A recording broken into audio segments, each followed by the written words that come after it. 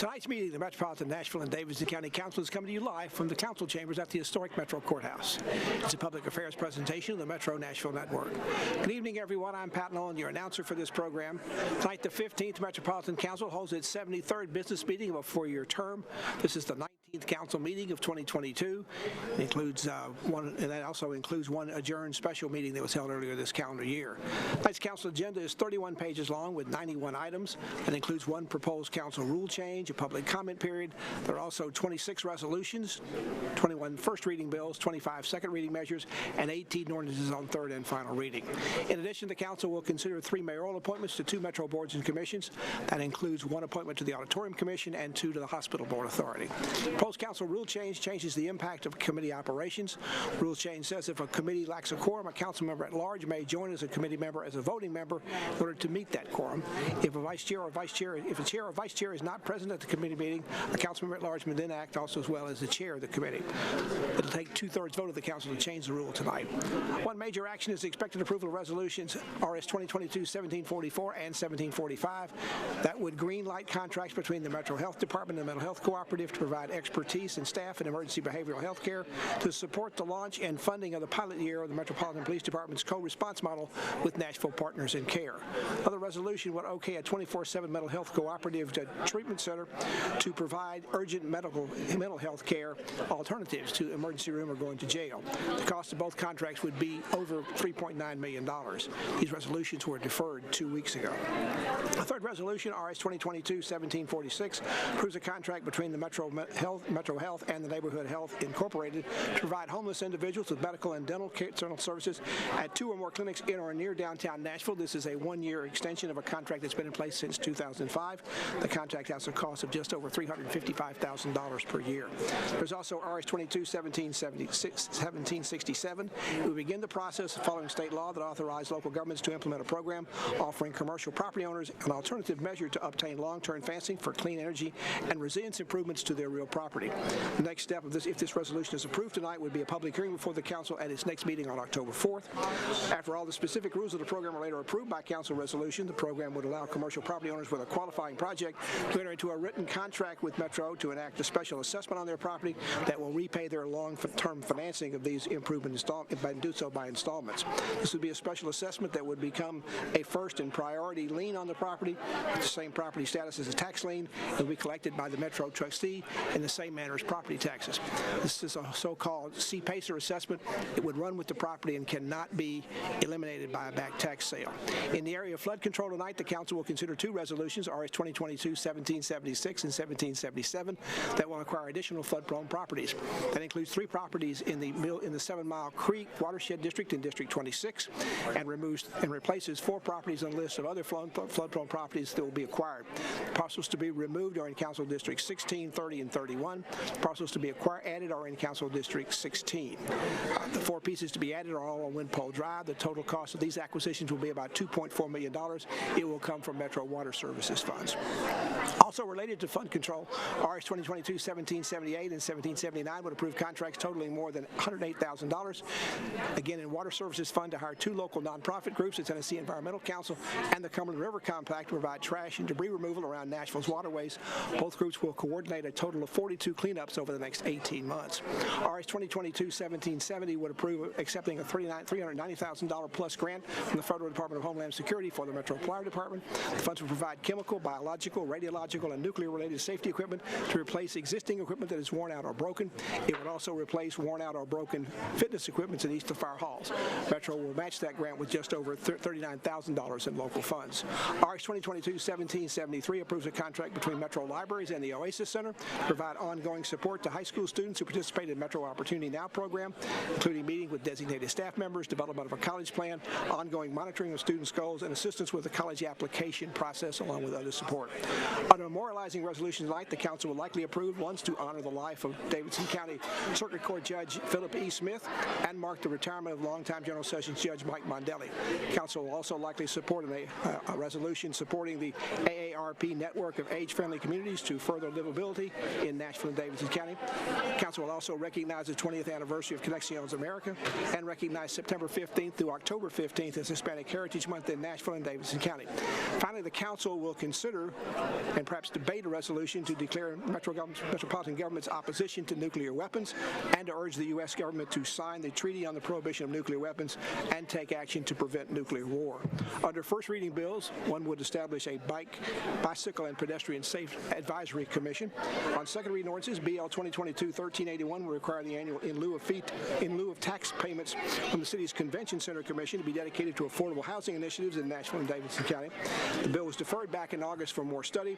There are some amendments being offered to make some changes, including one to also include workforce housing as a part of the money that would be set aside. BL 2022-1383 will prohibit smoking and also the use of vapor products in certain age-restricted venues. This bill was also deferred back in August because of concerns over how this would work under a new state law. We'll see if those issues have been resolved. This was long debated in the committee tonight. It was approved with several of the amendments. There are 4 amendments filed. At least a couple of those made it on the bill. We'll see what happens when this bill comes up tonight. It could be the one reason we'll be here for quite a while tonight, because the debate in committee was quite extensive. The other second reading bills that were deferred at the last meeting are up again tonight. BL 2022-1384 impacts the city's traffic calming programs. A substitute bill has been drafted for consideration. There are amendments being offered again and beyond that, as well as the substitute. BL 2022-1405 would permanently extend the regulations that allow sidewalk cafe dining facilities within the public right-of-way. The purpose of the original ordinance that was passed back during the COVID pandemic was to provide some relief to restaurants impacted by COVID-19 due to the resulting social distancing and seating capacity requirements. It has worked well since then, and the change would now continue that indefinitely if this bill passes. Finally, BL 2022-1411 is somewhat related to the ongoing controversy over abortion, including the state's ban on the procedure. This bill would require a new section of the Metro Code of Laws to provide certain family planning services free of charge to residents of Davidson County. Right now, it's done free of charge, but on an income level basis. The Health Department indicates it would take another $2.5 million a year, more than is currently budgeted, to be able to provide it at the level the council is asking for everyone. Therefore, this bill is likely to be deferred one meeting until October 4th. If you want to follow the council meeting as it progresses tonight, you'll find the agenda and the staff analysis online. Just go to the Metro Council portion of the Nashville.gov website, then on to the Legislative Information Center. We'll also be placing the bill numbers we've been talking about when they come up for consideration, so you can follow along and keep up with where we are on the meeting agenda. Let's go down to Vice Mayor Jim Shulman. He'll be gathering tonight's meeting into order shortly. It looks like he's surrounded with a lot of Girl Scouts.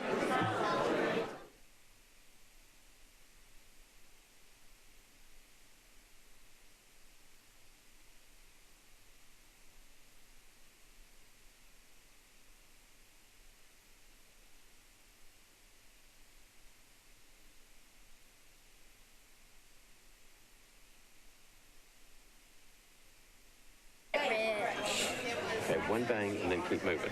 Okay, go ahead. Okay, there you go.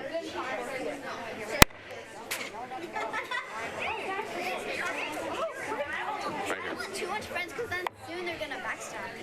Right. Thank you. Oh, don't break it. Easier. There you go. Okay. That was so much better. Good. We have some. Oh my God. There you go. Good work. All right, we made it through that. That was pretty impressive.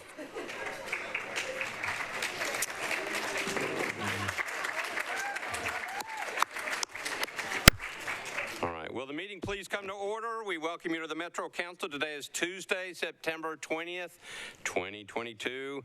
Will all members of the council, as well as the public, please rise for the invocation, remain standing for the Pledge of Allegiance, which will be led by our Girl Scouts. Our invocation tonight is brought to us by Councilmember Bob Nash.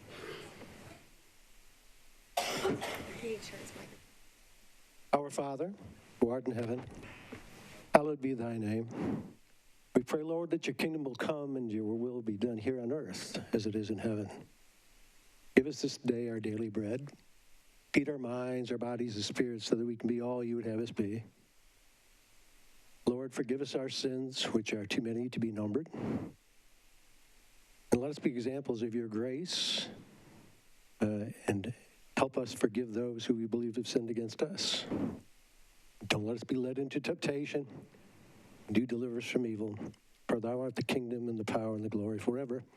And we pray, Lord, you will make us wise tonight and deliberate with fairness and justice to all. Amen.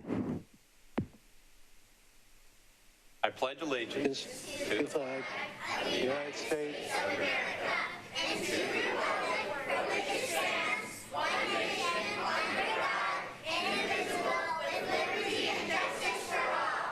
Very good.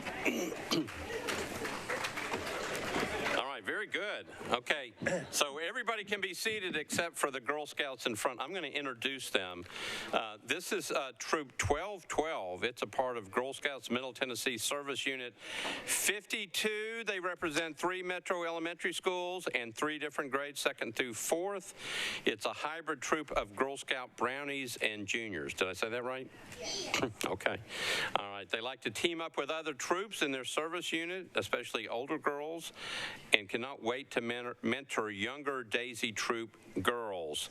So the troop has a heart for schools, helping in food drives, hygiene bags, and developing birthday party boxes for kids in need. And they want to get involved this year in some animal charities as well. So they did a really good job of banging the gavel. A couple of them scared me, but they did a really good job. You know who you are? All right. So if you will raise your hand when I call your name. Magnolia King. There's Magnolia. Aaron King. Where are Aaron King's parents? No, where are her parents? Oh, there they are. Okay. I'll need to talk to you all after the meeting. Okay.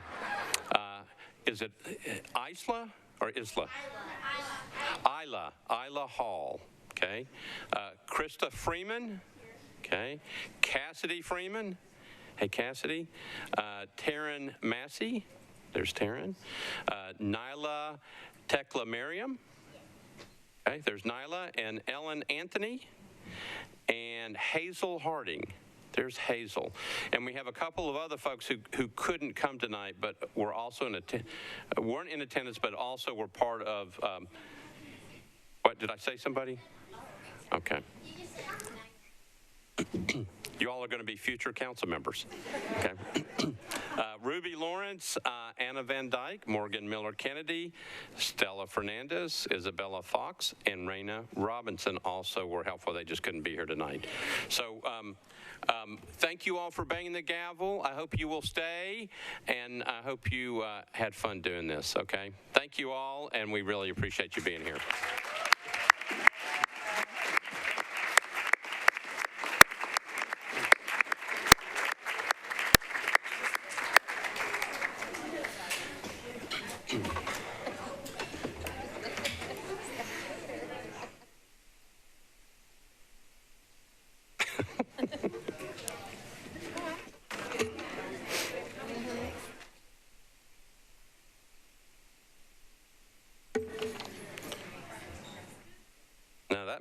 The toughest part of the meeting. All right, so without objection, we will suspend the calling of the roll and ask the clerk to record the names of those members present throughout the meeting. Is there a motion for adoption of the minutes of the meeting from September, it would have been the 6th, September 6, 2022. Proper motion, properly seconded. Without objection, the minutes of the meeting stand approved as written. Mr. Clerk, any messages from the mayor? There are no messages from the mayor. All right, thank you. Councilmember Sepulveda, you are recognized. Thank you, Vice Mayor. I'd like to take up the resolution RS 2022-1785 at the beginning of the agenda if there's no objections. All right. What we're going to do is pull RS 2022-1785. It's item number 27 on your calendar. Unless there's an objection, we are going to pull it up and hear it right now. Any objection? Seeing none, we are ready to go. RS 2022-1785 by Councilmember Sepulveda, Stiles, Toombs, Hertz, Suara, and others. A resolution recognizing September 15th through October 15th, 2022 as Hispanic Heritage Month in Nashville and Davidson County. Councilmember Sepulveda, you are recognized. Thank you. Colleagues, it is my honor to be able to bring this resolution before you all today honoring Hispanic Heritage Month. This month, we celebrate a vibrant community that is an integral part of our city. Hispanic people make a significant portion of workforce, CEOs, small businesses, small business owners, entrepreneurs, and so on. We know that Hispanic businesses are the fastest growing segment of small businesses at 15 times the national average. It is my hope that we always acknowledge that regardless of legal status, they are our constituents who pay taxes, and we should treat them as such. It has been an honor of a lifetime being the first Latina elected to council and the first Mexican American. It is my hope that in the future, the weight will be a little less heavy and I will not be the lone person from the community honoring Hispanic Heritage Month, but be able to look up and see someone who looks like me. Que viva los Latinos y que viva la comunidad. And with that, I would ask for your approval. All right, I think we got a committee report in. Committee report. Councilmember Rosenberg? Thank you, Mr. President. Rules voted 4 in favor, none against. Okay. All right. Councilmember Sepulveda, back to you. Motion to approve? Motion to approve. All right. So motion to approve Resolution RS 2022-1785, properly seconded. Discussion. Councilmember Van Rees? Yes, I'd like to ask all those voting in the affirmative to be added to the resolution. Okay. Without objection, that will happen. Anybody else on the resolution? Any other discussion? Seeing none, all those in favor say aye. Opposed, no. You adopt. Councilmember Sepulveda, you are recognized again. Thank you. In honor of Hispanic Heritage Month, we brought a little celebration with y'all today. I first want to invite up the mariachi group Sol de Mexico to come and play some traditional Mexican songs. And after that will be a traditional Colombian dance by Diana Perez and Rolando Cardenas. And for y'all to know, Diana is actually on the Arts Commission. You are welcome to come on up.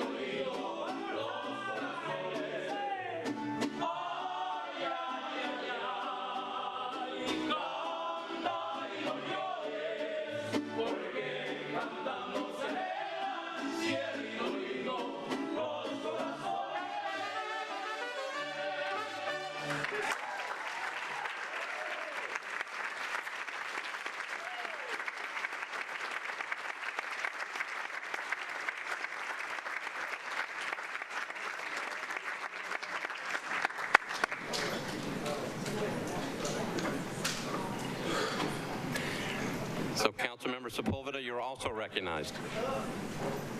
Again.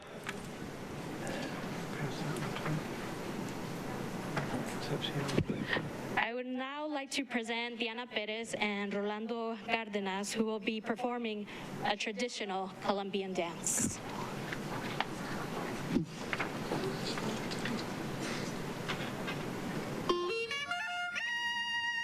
¡Cumbia! Danza de la región Caribe, donde las mujeres con sus polleras cautivan a los hombres. ¡Cumbia!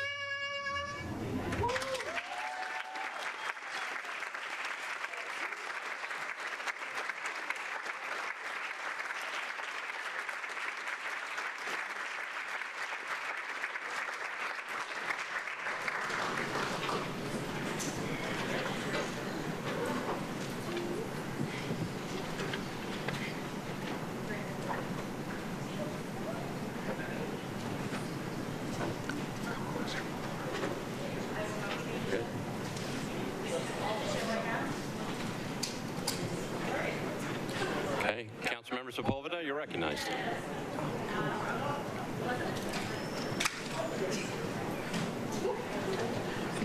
Because that wasn't enough, I have one more for you.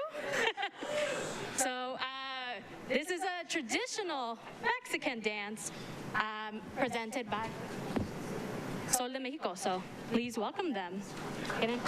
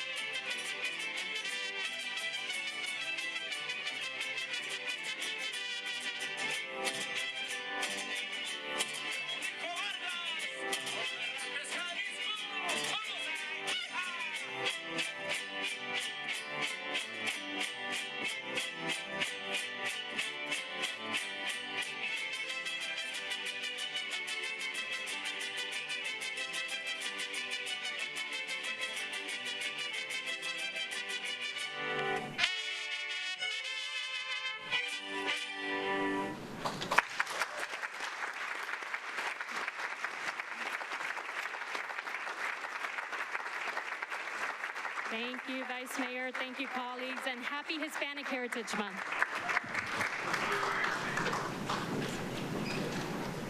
All right, thank you, Councilmember Sepulveda. And who would have thought that the council meeting would have been the hottest ticket in town tonight? I'm really glad that everybody was here. Oh, Councilmember Van Reed? I just wanted to acknowledge that for those of us who are in our second term, this is the last second meeting in September that we will have, and I want to thank you so very much for making it special. Very good. We're going to do that at every second meeting in the month. Okay? And because you brought it up, you're in charge for next month. A couple things to note for tonight. Nominations for the 2 vacancies for the Community Oversight Board were due today at 4:30 p.m.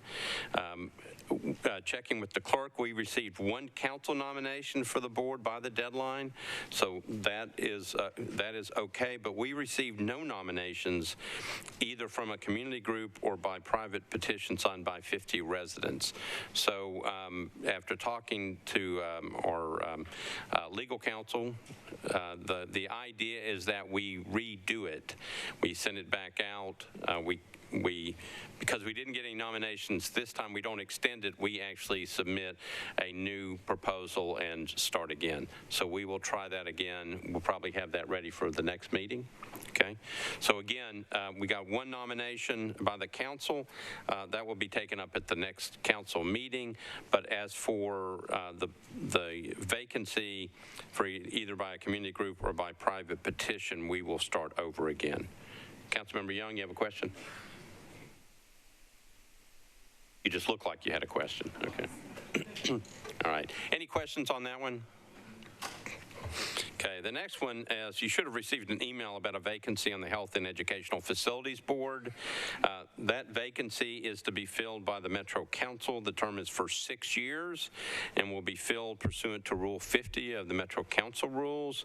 Council members will be asked to nominate individuals at the October 4th, 2022 meeting and will be filled at the October 18th, 2022 meeting. Any questions about that one? Should have gotten an email today, I think, from Danielle Godin of the council office. A couple of other things. Council office sent a survey to the council members to be completed. This information is going to be useful for further discussions regarding the council office. Please take a few minutes to fill it out. If you have lost it or misplaced it in your email, contact Danielle Godin in the council office. I believe we have over half now that have completed it. We'd like for you to get it in. I think it was due August the 30th, so please get it in. Try to get it in by the end of this month if you can.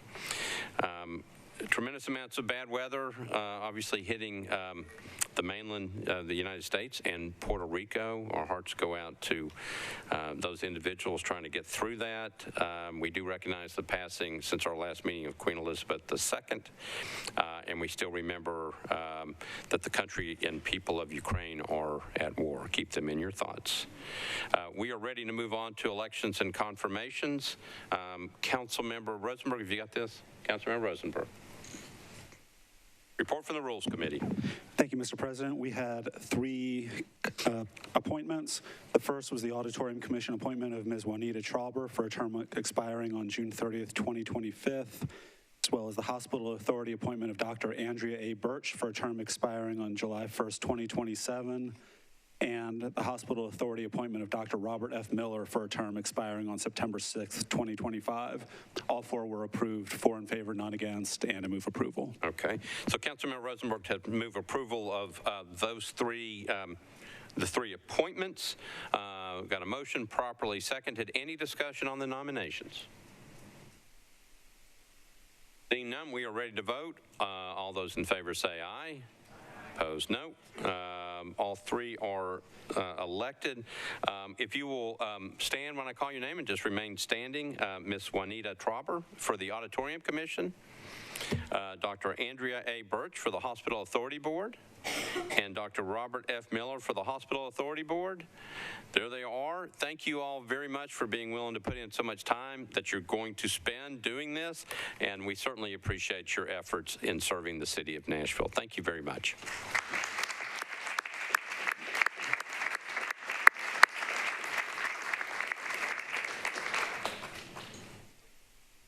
All right. Next, we have a proposed amendment to Rule 6 of the Metropolitan Rules of Procedure. Councilmember Hurt, you're recognized. Committee report, please. Rules, Councilmember Rosenberg.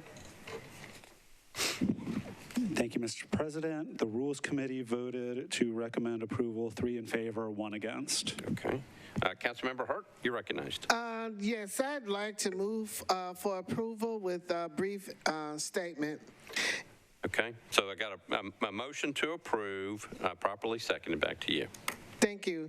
Basically, this legislation was presented to response to a lack of quorum that we've experienced in committees, and oftentimes that lack has occurred because of overlapping or extended committee meetings. And I'd like to share some statistics in regards to that. And that is for at-large members. These are attendance statistics where the at-large members has a median attendance of 84%. The district members has a median attendance at 73%, and overall council members have a median attendance at 77%. And considering that the at-large members are attending meetings with a larger increased amount, it seems a natural fit for them to fill in for those who may be out sick or who may be running late or whatever, in order for the operations of the committees to continue during those times. And for instance, today, the Rules Committee was not able to start on time because another committee member was in another meeting. But I happened to have been there, and it would have been a perfect opportunity for me to fill in for the meeting to go ahead and get started. So it's just basically for a matter of efficiency in making sure that the committees are run timely, and we as council members at large would like to be able to help carry that out and assist in those places where our committee chairs or district chair members, district committee members are unable to fulfill. Okay. Thank you, Councilmember Hurt. Okay, so we have a motion and a second on the proposed amendment. Before we take questions, and we've got some people in the queue, it's Rule 53 that governs how we amend our rules. So obviously we adopted permanent rules within the first 2 months of a new council term. Permanent rules of procedure shall be adopted within 21 affirmative votes. That's for the permanent rules. Now, none of the standing rules of procedure shall be amended or repealed except by 27 affirmative votes. No change in the permanent rules of procedure shall become effective until 30 days after its passage. So it will require 27 affirmative votes to change it, and it won't become effective if it's voted on until 30 days after its passage, right? Councilmember Murphy, you're recognized. Thank you. I'd first address that, yes, I was late today. I just flew in literally from a conference. Thank you, Sandra, for having entertainment here tonight so I could go change and be in a little bit more professional attire, which I hope we will address in rules later. So I was late to rules, but I came straight from the airport. It was a $50 ride from the airport. We probably should address that and affordability later. But as chair of rules, I've been on rules for 7 years. I am the one who brought up in our first term and helped establish that you have to have a quorum to vote in committee. This is the same as saying that if you don't like who's there, let's hold the meeting when who you don't like on the committee isn't there. Or what is it that council members at large have superpowers that district council members do not? Why couldn't I just pull in Councilmember Cash, who's not on my committee, to get my committee going because I want to make sure I have the votes that I need to get my bill out of committee or with a favorable recommendation? I don't think that this is the right answer for a quorum issue that I don't think has been a significant problem this term or last term. If there are quorum issues, then we need to look at the committee makeup. We need to look at our committee scheduling, but we do not need to award special powers to someone, to a seat that is equal to the rest of our seats. I will tell you that I think it was either this year when I was chair of planning, I had been taken off of the Parks Committee, but that wasn't, I guess, communicated to the clerk's office. So my attendance I was sitting in Parks and the chair lady called my name and I said, I'm not on this committee anymore. So I'm sure my attendance looked horrible in that committee since I was no longer on it, but the clerk's office kept me on there. So while I do appreciate the council lady at large bringing data here tonight, I do not think that this is the appropriate answer to something that has not greatly or significantly held up our committee process. Additionally, we would have discussed this last week, but the council lady wasn't in Rules Committee last week. So I think it really is just a determination of every meeting we're going to have a mix of different people here. We all have a mix of family, of lives, of professions, and I don't think that it is fair to elevate one office above the other in this body. So I would ask you to vote against this tonight. All right, thank you, Councilmember Murphy. We've got a couple of other people in the queue.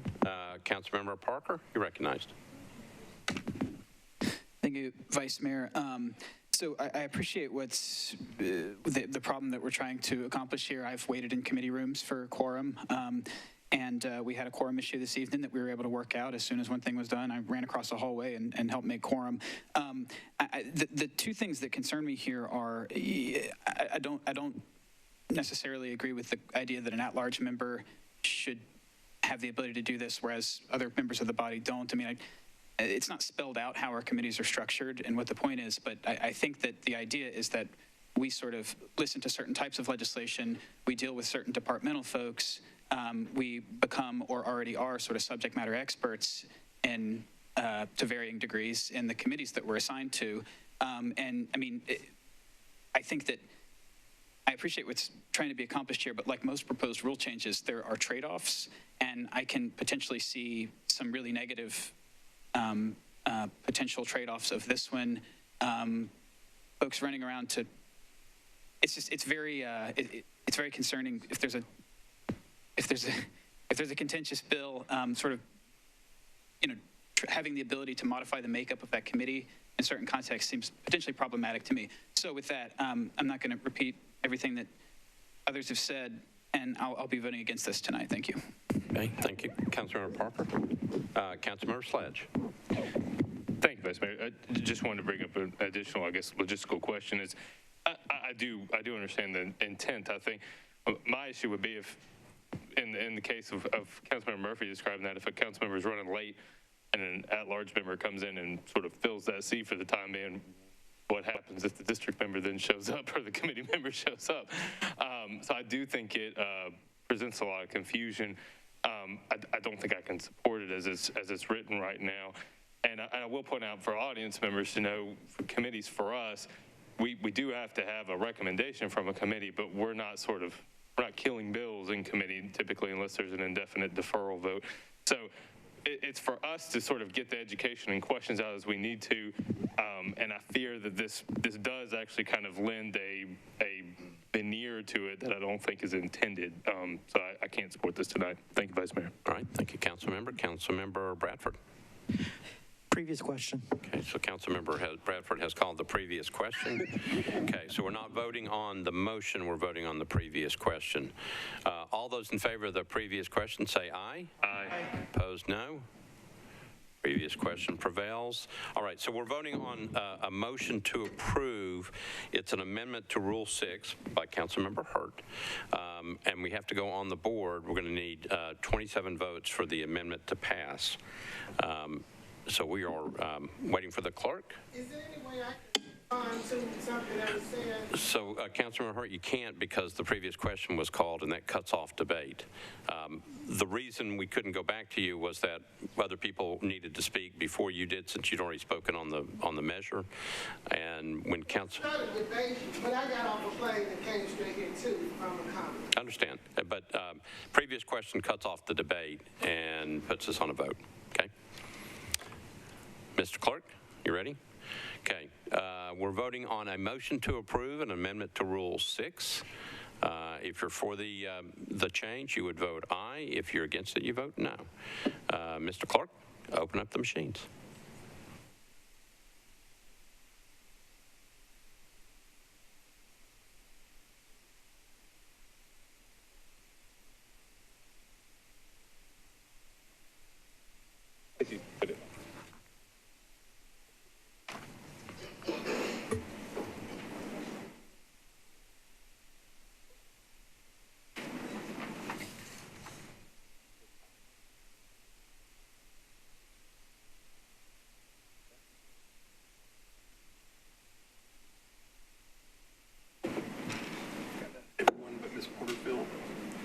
Councilmember Porterfield?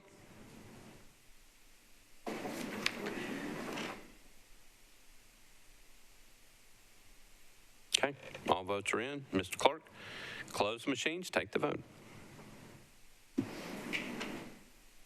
Ayes 9, no 23, 1 abstention, so the proposed amendment fails. All right. All right, we are ready to move on. We are ready for our public comment period. We have six people that have signed up tonight for the public comment period. And what happens is you will come on up to the microphone, just introduce yourself. And I know Ms. Byrd, I believe, is first, and you're in District 35. You will have 2 minutes in which to speak. All right. Ms. Byrd, welcome. Dee Dee Byrd. Thank you. My name's Mary Byrd. I go by Dee Dee. I'm the Vice President of Reclaim Brookmead Park. I'm here to talk to you guys tonight about an issue that crosses all ethnicity, all socioeconomic barriers. It is the individual experiencing chronic homelessness.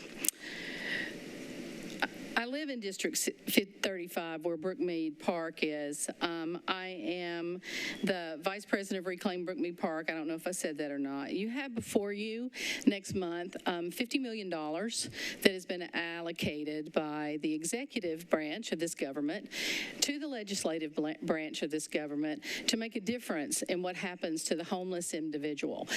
I want to talk to you about what is happening right now for the chronic homeless individual. They are usually addicts. They usually have mental health issues. I'm a registered nurse anesthetist, so I am familiar with a lot of the medical issues. A year ago when I started this, I noticed that there were people that were overdosing on the sidewalks outside Brookmead Parking Greenway. So I pulled over to see if I could offer assistance. What I found out in the subsequent year is that the plan that Metro has for these people is so failing, is so epically bad that we felt we had to do something. It wasn't just the fact that there was a public park that we couldn't use anymore. It's the fact that we hand out clean needles for them so they don't get hepatitis C or die from AIDS, but they're still dying from their addiction. We hand out free Narcan to them so we can revive them when they quit breathing. Our first responders show up with ambu bags so we can do CPR. So maybe everybody in the city needs to be oriented and educated on basic life support. We need immediate housing. We need immediate services. We need immediate response to the crisis that is the individual experiencing homelessness on the streets, unsheltered, without a safe place. And I challenge you to do that in October. This is a can. Quit kicking it down the road. Please do something in October. These people are dying. Thank you. Thank you, Ms. Byrd.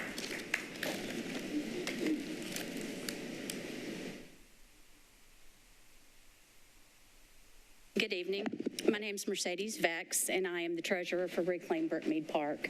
I live in District 23. I have a little bit of a different outlook than the housing, the mental issues, the addiction issues. I'm kind of coming from a different standpoint here. Being a small business owner previously, I am dealing with the owners in and around Brookmead Park on a regular basis. So we do have that aspect of the housing situation and of the addiction situation, but I think sometimes we forget that people's livelihood is on the line as well. We have 17 small businesses that surround Brookmead Park, and I can tell you every single one of them has financially been hurt by this situation. We have a Thornton's, we have a Walmart, we have a Lowe's. They are losing thousands and thousands of dollars every day because of the situation around Brookmead Park. I am blaming more so the drug dealers that are in the area because they are keeping our people addicted. In that situation, what happens is they result to stealing, they result to hurting people because they want the money. They need the money to buy the drugs. So again, it hurts our local businesses. We have people defecating in front of businesses. We have people breaking into businesses and stealing anything and everything they can get their hands on. We have had so many of our businesses have to put auto locks on their doors. So a normal customer, just like you and I, would not be able to enter the business without them looking at us and hitting a button. It is a shame that it has come to that, especially in a park and a nice community area. And I encourage each one of you to give it a thought. If it was in your community and this was happening, what you would do. The businesses are suffering, and a lot of them are going to be empty shells, and that's not going to be a community for us if we don't get some help. I appreciate y'all's time tonight. All right, thank you, Ms. Fax.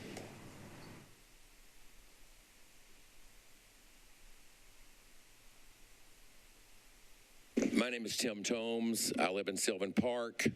First and foremost, I would like to ask my councilwoman, Kathleen Murphy, to please pay attention to what I'm about to say. And Mr. Rosenberg, who the camp happens to be in his sight. Neither one of them have been paying any attention while we're speaking. I emailed the council office today because I'm speaking on something totally different. It has to do with the children in our neighborhood, my grandchildren.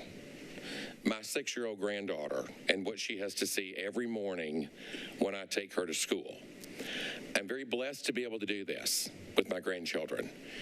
I've got photographs here that I was told are unacceptable to hand out to the adult members of our government who run our city, Mr. Rosenberg. But it's acceptable for children that are 6 years old to see in public every single day. Granted, these people need a lot of help, and we have been a colossal failure as a government to provide mental services, addiction services, housing for every one of these people. And from the very beginning of the inception of the Reclaim Brookmead Park Board, that has been our goal. Not to throw these people out in the street, but to get the government to do something to help these people become more productive in society again. And what I would like to say in closing, if anyone up here would like to look at any of these photographs, I have 38 of each one that happen to be naked men on the side of Charlotte that my granddaughter has asked me twice in the last 10 days, what are they doing, Poppy? Why are they doing that? So please, do something about this. Stop arguing amongst yourselves and get something done. If for nobody else, the city, the children of our city. I'm going to put these right here if any one of you would like to look at them.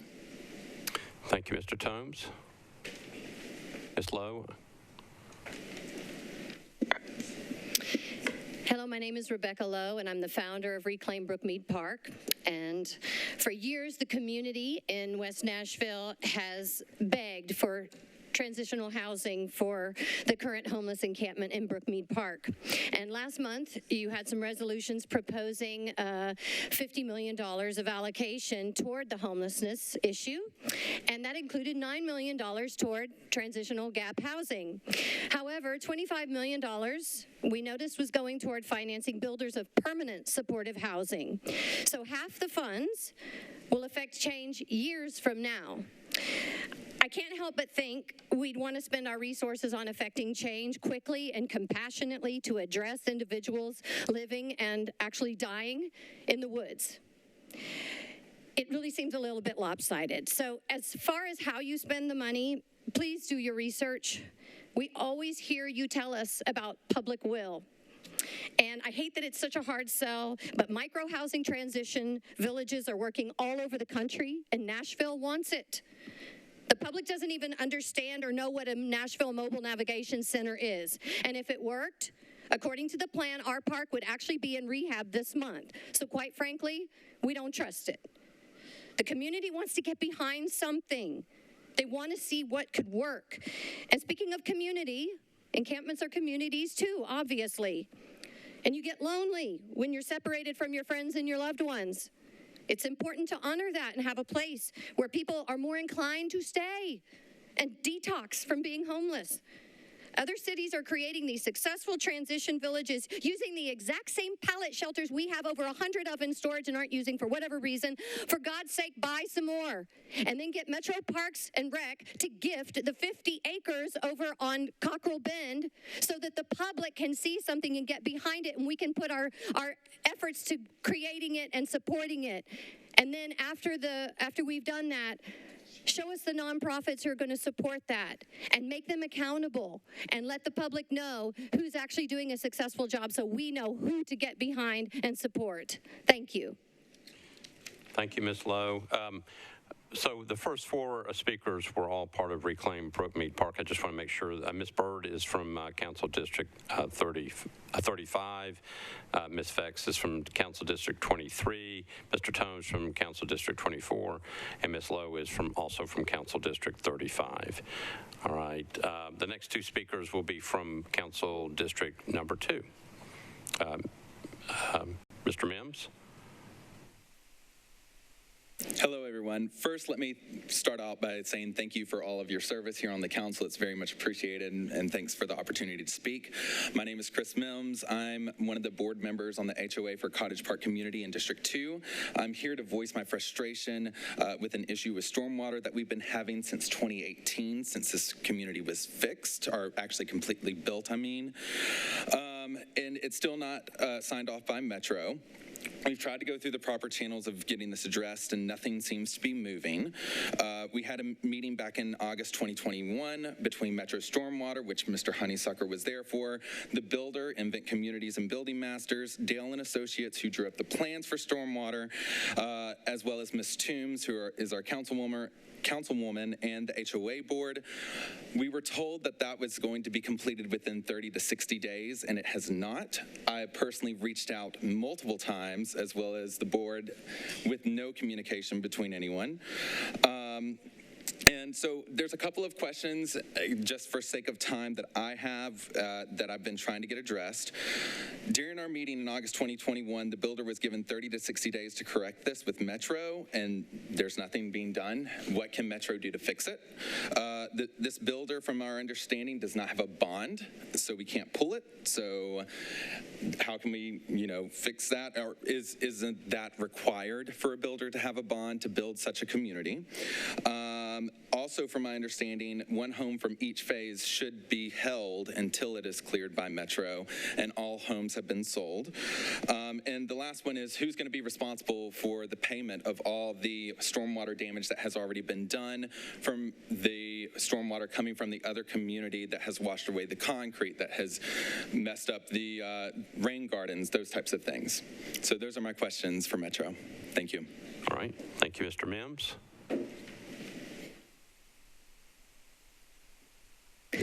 Hi, my name's Whitney Amin. I'm a member of Cottage Park Community along with Mr. Mims. I've been a homeowner for about 2.5 years. I know he expressed most of the frustration, which I'm also echoing, but none of the issues have been fixed. This issue isn't going to go away. There's just sitting water every time it rains relatively hard, and we just can't keep having this happen with cracks in the concrete. In some cases, it's up to the homeowner's steps, and it's about to go into the house. I'm concerned about my property value, and like I said, every time it rains, water's rushing down the left side of the community into the yards rather than going into the storm drains or rain gardens like it's supposed to. Some additional questions that I had is mainly, when can the community expect this to be resolved? And does the city not bear responsibility if this issue isn't corrected? And from what the community has been told, the HOA has reached out to Metro several times over the past year with no response. And why is this, and how can it be corrected in the future? And lastly, why was the builder not required to have a bond? If they were, what are the repercussions of the builder not having one on file, and who is responsible? Thank you. All right, thank you. That completes the individuals that had signed up to speak under public comment. We very much appreciate you all being here. I've been asked by Councilmember Toombs that if both Mr. Mims and Ms. Amin would actually meet her out in the hallway. I think she'd like to talk to you both. Okay. All right, we are now now ready to proceed with our consent resolutions and resolutions. I'm going to go through the resolutions that are on the consent calendar. Listen to them. If something needs to be bumped, if you'll let me know. So here we go. This is these are items on the consent resolution calendar. The first one up is item number 2, RS 2022-1689 is on consent. Item number 4, 1744 is on consent.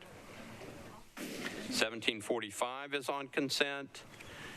Next item is 1765. We skipped item 6. Item number 7, RS 2022-1765 is on consent. 1766 is on consent. 1767 is on consent. 1768 is on consent. 1769 is on consent. 1770 is on consent. 1771 is on consent. 1772 is on consent. 1773 is on consent.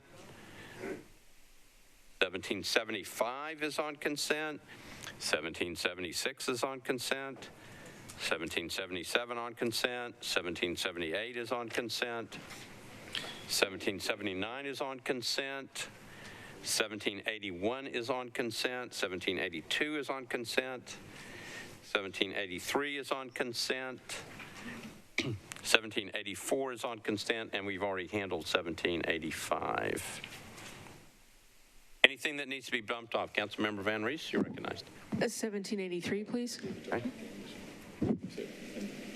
Item number 25, 1783 has been bumped. Anything else? All right, seeing none, I'm going to read through the items on the consent resolution agenda.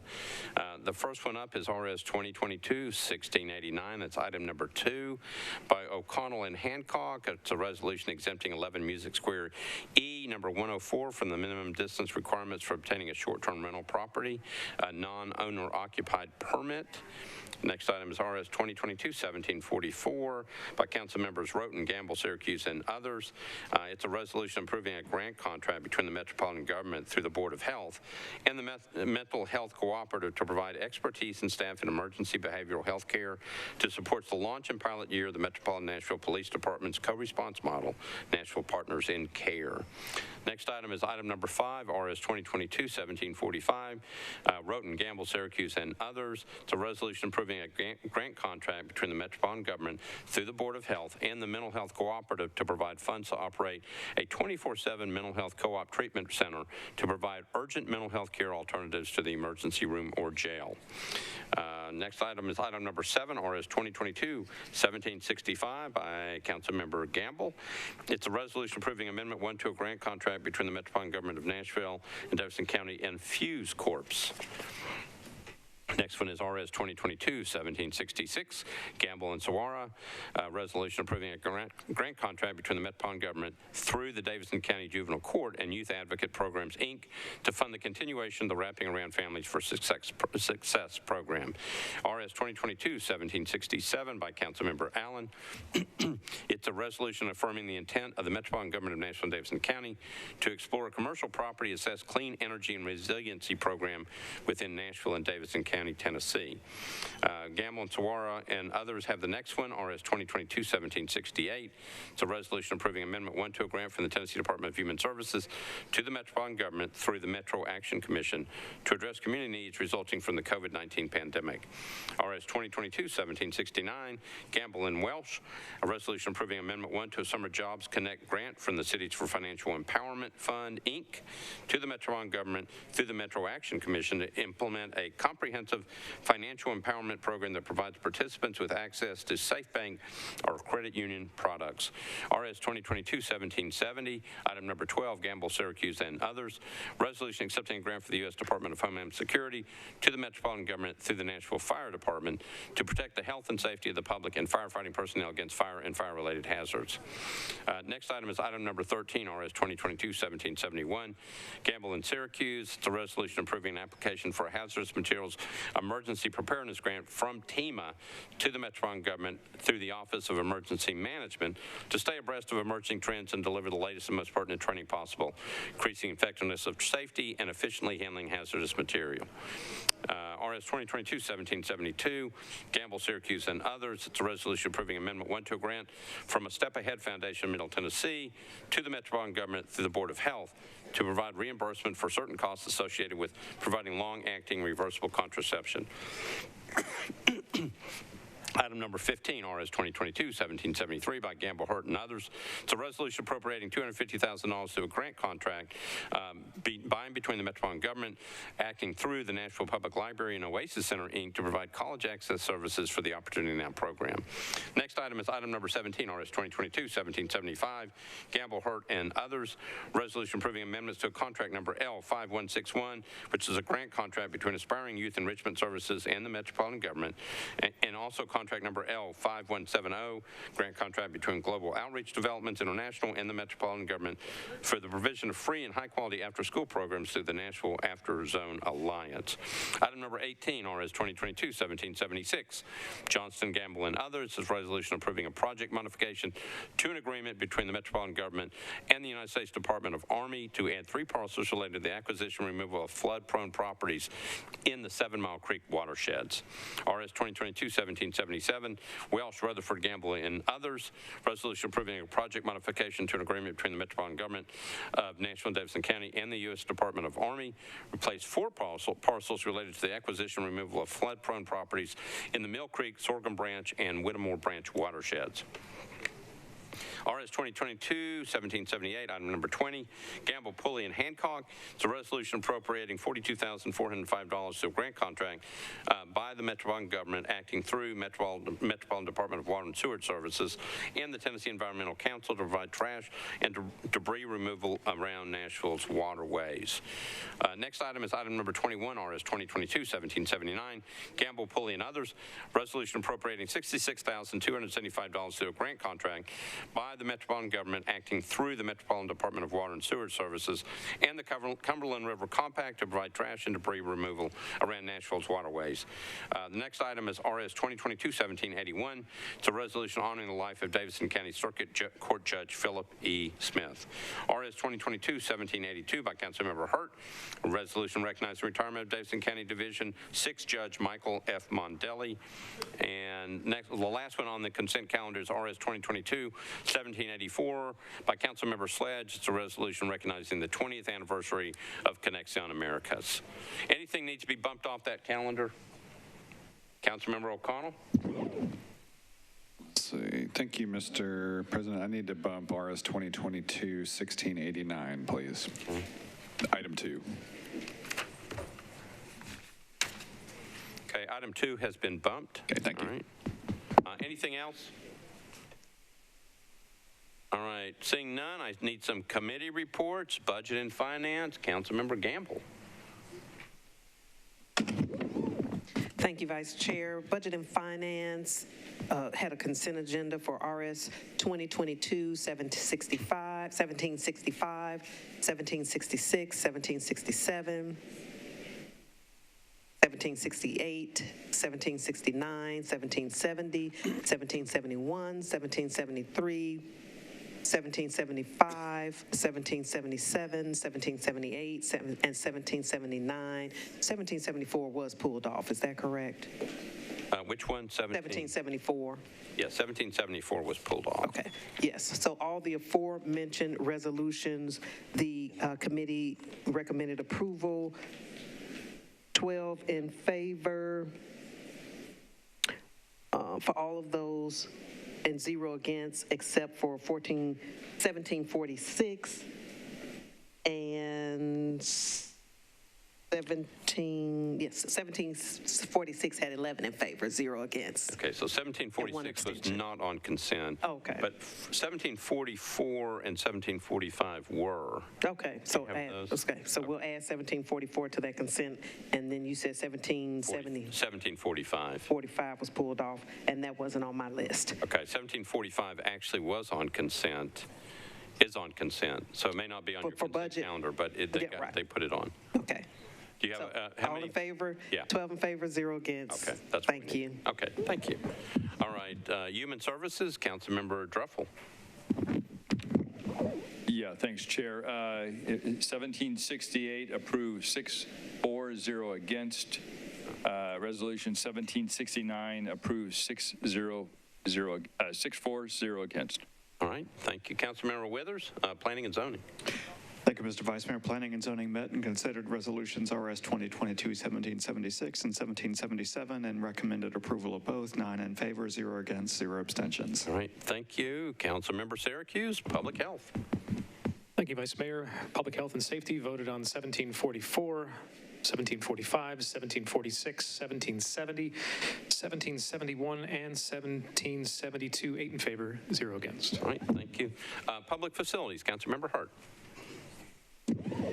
Thank you, Mr. Chair.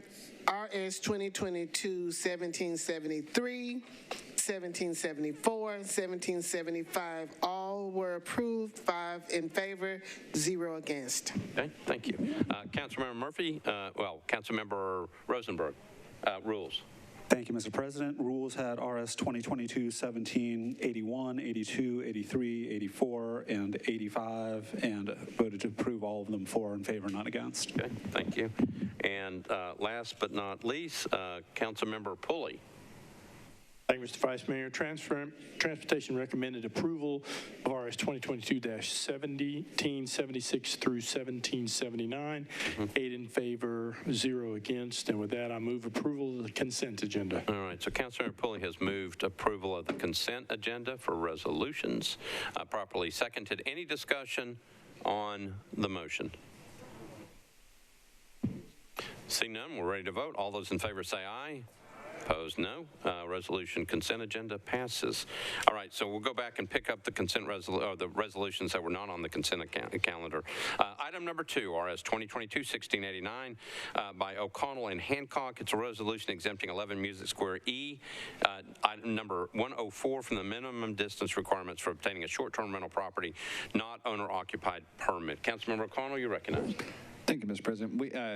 You may remember, colleagues might remember from last time we had a public hearing about this one, and we have a community meeting now scheduled to address some of the concerns that were brought up, but we did not get it scheduled prior to getting this bill back on this resolution back on the agenda.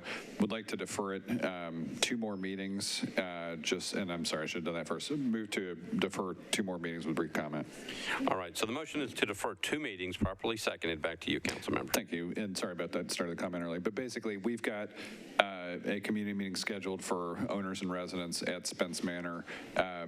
We had some objections to this and some concerns expressed. I want to get my arms around the entirety of those concerns and just really get a sense of the balance of support and opposition for this exemption, and we'll come back in a couple meetings and pick it up then. Thank you so much. All right, so the motion is to defer 2 meetings. It was properly seconded. Any discussion on the deferral motion? Seeing none, ready to vote. It's a deferral motion for 2 meetings. All those in favor say aye. Opposed, no. Deferred 2 meetings. Item number 3, RS 2022-1733 by Councilmembers Roten, Gamble, Welsh, and others. It's a resolution authorizing grants not exceeding $74,596 from the Barnes Fund for Affordable Housing to Affordable Housing Resources for the express purpose of constructing and rehabilitating affordable workforce housing. Councilmember Gamble, I think this is yours. Oh, I'm sorry. Let me get to my place. It's okay. BL. It's RS 2022-1733. It's item number 3 on the calendar. Oh, thank you. We voted 1733. So Budget and Finance had approved. You've got 1 committee report out there. It's affordable housing. Sorry, I was. Let's see. 13. Give me that number again, please. Item number 3. It's item 1733. 1733. Yeah, it should be on page 2 of your calendar. I'm looking at my budget schedule. We voted 12 in favor, 0 against. Okay, we've got a committee report due from Gloria Hauser, Councilmember Hauser, Affordable Housing. Yes, we approved 10 for, 0 against, 0 abstaining. Okay. All right, Councilmember Gamble, I'm coming back to you. So somehow it got bumped off the Yeah, consent calendar. 1774 got bumped off, I thought. Oh, We're on 1733. Let's. oh, wrong. So I don't know why this one got bumped from consent, but unless there's a question, you can go ahead and move it for passage. 1733. I have 1733.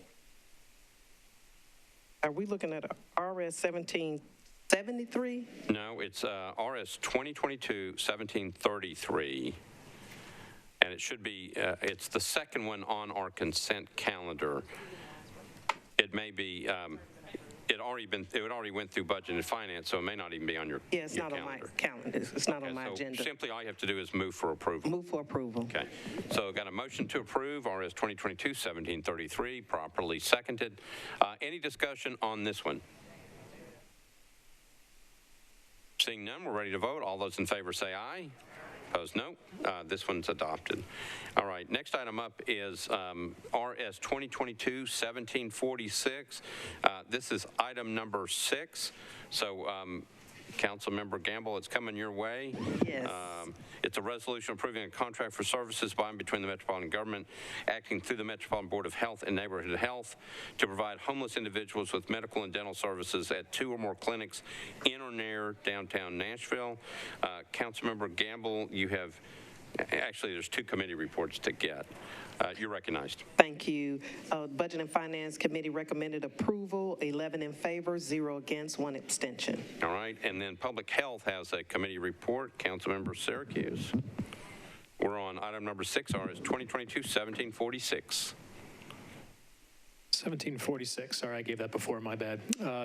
Public Health and Safety voted 8 in favor, 0 against. Okay, and back to you, Councilmember Gamble. Move for approval. Okay, there's a motion to approve, properly seconded. Any discussion on this one? We're on RS 2022-1746. Seeing none, we're ready to vote. All those in favor say aye. Aye. Opposed, no. You adopt. Next one up is item number 16. This is RS 2022-1774. Councilmember Gamble, Hurt, Allen are the sponsors. Resolution appropriating $30,000 through a grant contract by and between the Metropolitan Government acting by and through the Nashville Public Library and Oasis Center, Inc. to provide services that help youth grow, thrive, and create positive change in their lives and in our community. Councilmember Gamble, you're recognized. Budget and Finance recommended approval, 11 in favor, 0 against. All right, and Public Facilities, I believe that's Councilmember Hurt.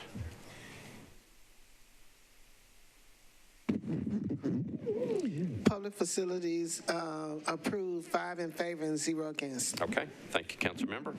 Back to you, Councilmember Gamble. Just need a motion to approve. Move for approval. Okay, got a motion to approve, properly seconded. Any discussion? Seeing none, all those in favor say aye. Opposed, no. Resolution's adopted. All right, next one is, we're on item number 22. It's RS 2022-1780. This is by Council Members Welsh, Syracuse, and Sledge. It's a resolution to declare the Metropolitan Government's opposition to nuclear weapons and to urge the United States government to sign the treaty on the prohibition of nuclear weapons and to take action to prevent nuclear war. Councilmember Welsh, you're recognized on your resolution. Thank you, Mr. Vice Mayor. I would like to defer indefinitely. Okay, so Councilmember Welsh, you want to move to defer indefinitely? Yes, I'd like to move to defer indefinitely. So this is a motion to defer indefinitely. I forgot committee report. Okay, so committee reports. Councilmember Rosenberg, you're recognized. Thank you, Mr. President. Rules voted 4-0 to defer indefinitely. All right, thank you. Okay, so Councilmember Welsh has moved to defer this one indefinitely. Properly seconded. Any discussion on this one? Seeing none, all those in favor of the motion to defer indefinitely say aye. Those no. The motion passes. We're now on RS 2022-1783 by Council Members Van Rees, Young, Hauser, and others. It's a resolution in support of joining the AARP network of age-friendly communities to further livability in Nashville and Davidson County. Councilmember Van Rees, you are recognized. Great. Oh, thank you very much. Committee report, please. All right. I have got rules and confirmations. Councilmember Rosenberg. Thank you, Mr. President. Rules voted 4 in favor, none against. All right. Back to you, Councilmember Van Rees. Thank you very much. Colleagues, I draw your attention to a letter from 50 Forward that is on your desk in support of this important resolution. This was brought to my attention as a card-carrying member of the AARP. Oh, all right then. It's going to be like that? There it is. All right. All those in favor of AARP, no.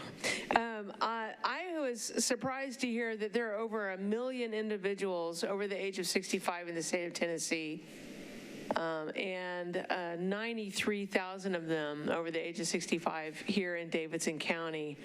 30% of them are ethnic or racial minority, and 22% of the homeowners in that age group are cost burdened. 47% of the renters are cost burdened.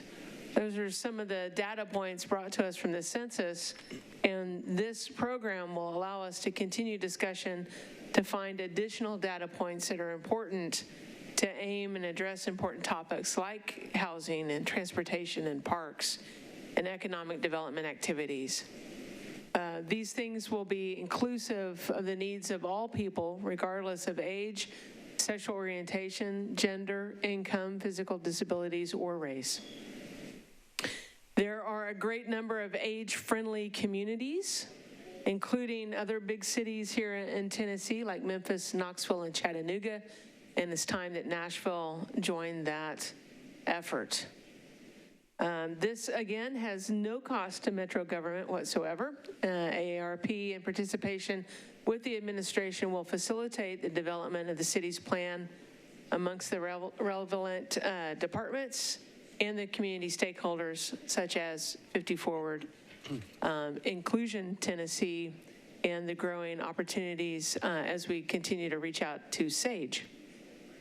AARP will provide updates annually to this council on the plan and the progress made on its goals. Tonight, we have with us some AARP officials and volunteers: Martin Penny, Rob Naylor, Mia McNeil, and Rick Weiss. Thank you so much for joining us today. My mom told me once, do something today that will matter tomorrow, and then all of your tomorrows will matter. And this is something that would mean a lot to her as well. With that, I ask for your approval and those all voting in the affirmative to be added as sponsors. Thank you. All right, so the motion is to approve the resolution and have everybody voting in the affirmative signed on as a sponsor. Got a proper second on that one. Any discussion? Seeing none, we're ready to vote. All those in favor of the resolution say aye. Opposed, no. Resolution is adopted. Thank you, Councilmember Van Rees.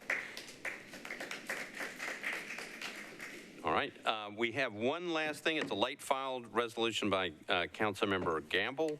It's in your amendments packet. It is a resolution from the COVID-19 Financial Oversight Committee requesting Metro Council consider certain nonprofit proposals in allocating American Rescue Plan Act funds to combat homelessness. Councilmember Gamble, you are recognized. Thank you, Chair. This resolution has been withdrawn. Okay, so it is withdrawn. All right, thank you, Councilmember. Okay, we are now on bills on introduction and first reading. We'll take them all at the same time. I understand that item number 47, Bill 2022-1468, is going to be pulled off of first reading. Anything else that needs to be pulled? Anything else needs to be pulled off of first reading? Seeing none, we're ready to vote on all measures on introduction, first reading, with the exception of that item number 47. Need a motion to approve? Got a motion to approve, properly seconded. Any discussion? Seeing none, all those in favor of passing bills on introduction, first reading, say aye. Opposed, no. That motion is adopted. We are now on item number 47. This is by Councilmember Sledge, BL 2022-1468. It's an ordinance to amend Title 17 of the Metropolitan Code by changing from IR to SP zoning for properties located at 469 Chestnut Street, approximately 315 feet southwest of Martin Street. It's 0.94 acres, permit a mixed-use development. Councilmember Sledge, you're recognized. Thank you, Vice Mayor. Withdraw this. Okay, so this one is withdrawn. All right. right, we are now on bills on second reading. We have a consent calendar. Let me go through those. We've got a number of items on the consent calendar. The first item up is item number 55. It's BL 2022-1413. It is on consent. 1414 is on consent. 1415 is on consent. 1416 on consent. 1417 is on consent.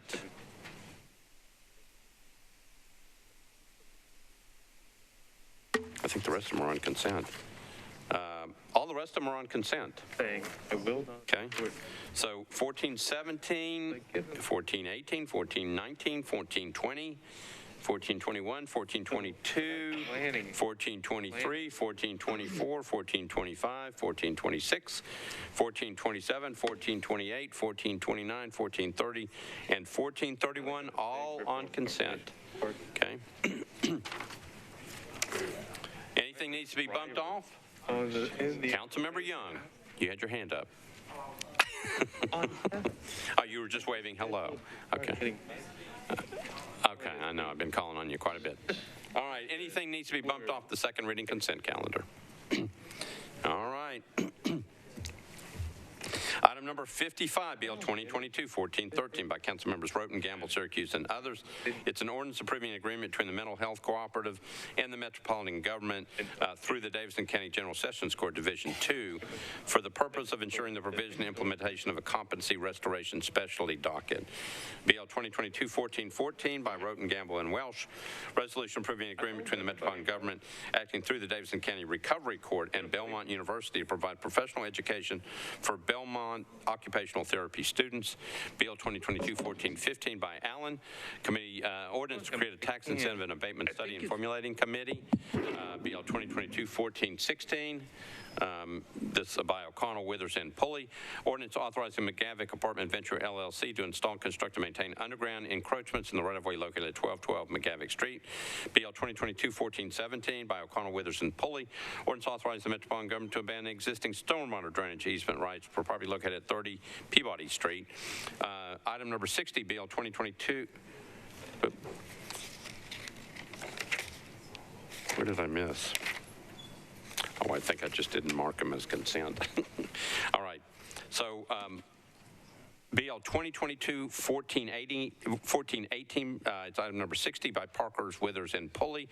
Ordinance authorizing the Metropolitan Government of Nashville and Davidson County to accept new water and sanitary sewer mains, fire hydrant assembly, sanitary sewer manholes and easements, and to relocate a fire hydrant assembly for 3 properties located at 2135 and 2141 Waterside Drive and 2200 Bowline Avenue, also known as the Landings at River North.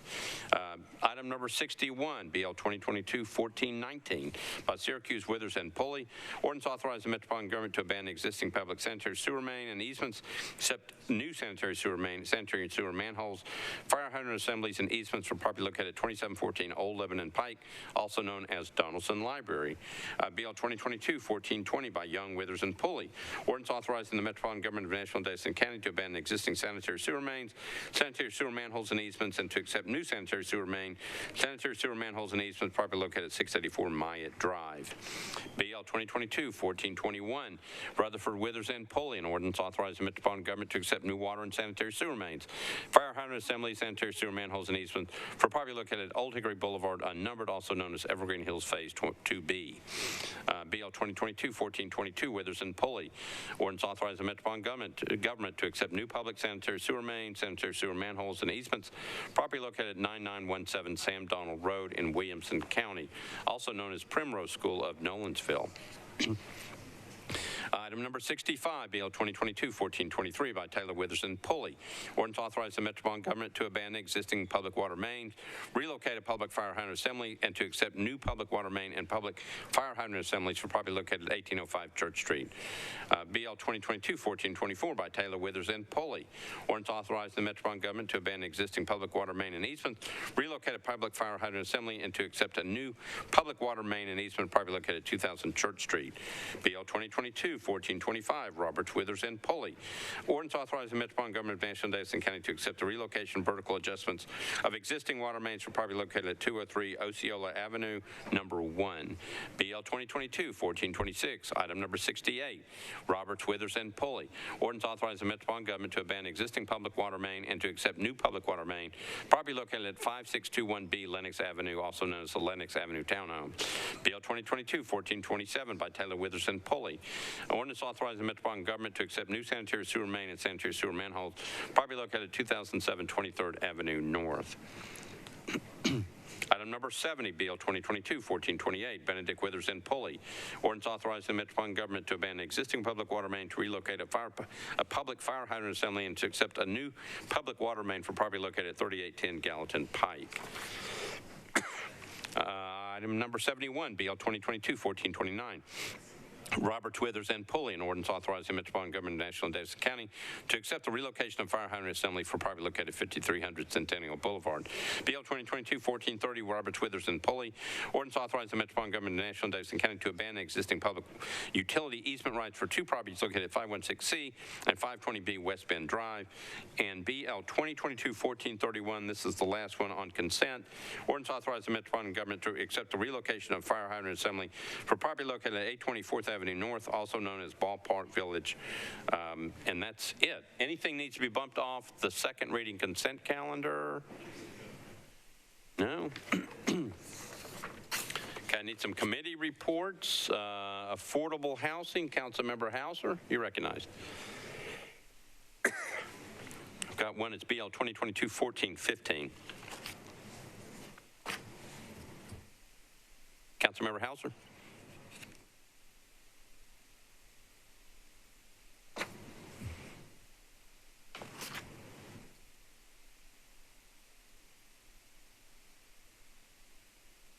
It is BL 2022-1415.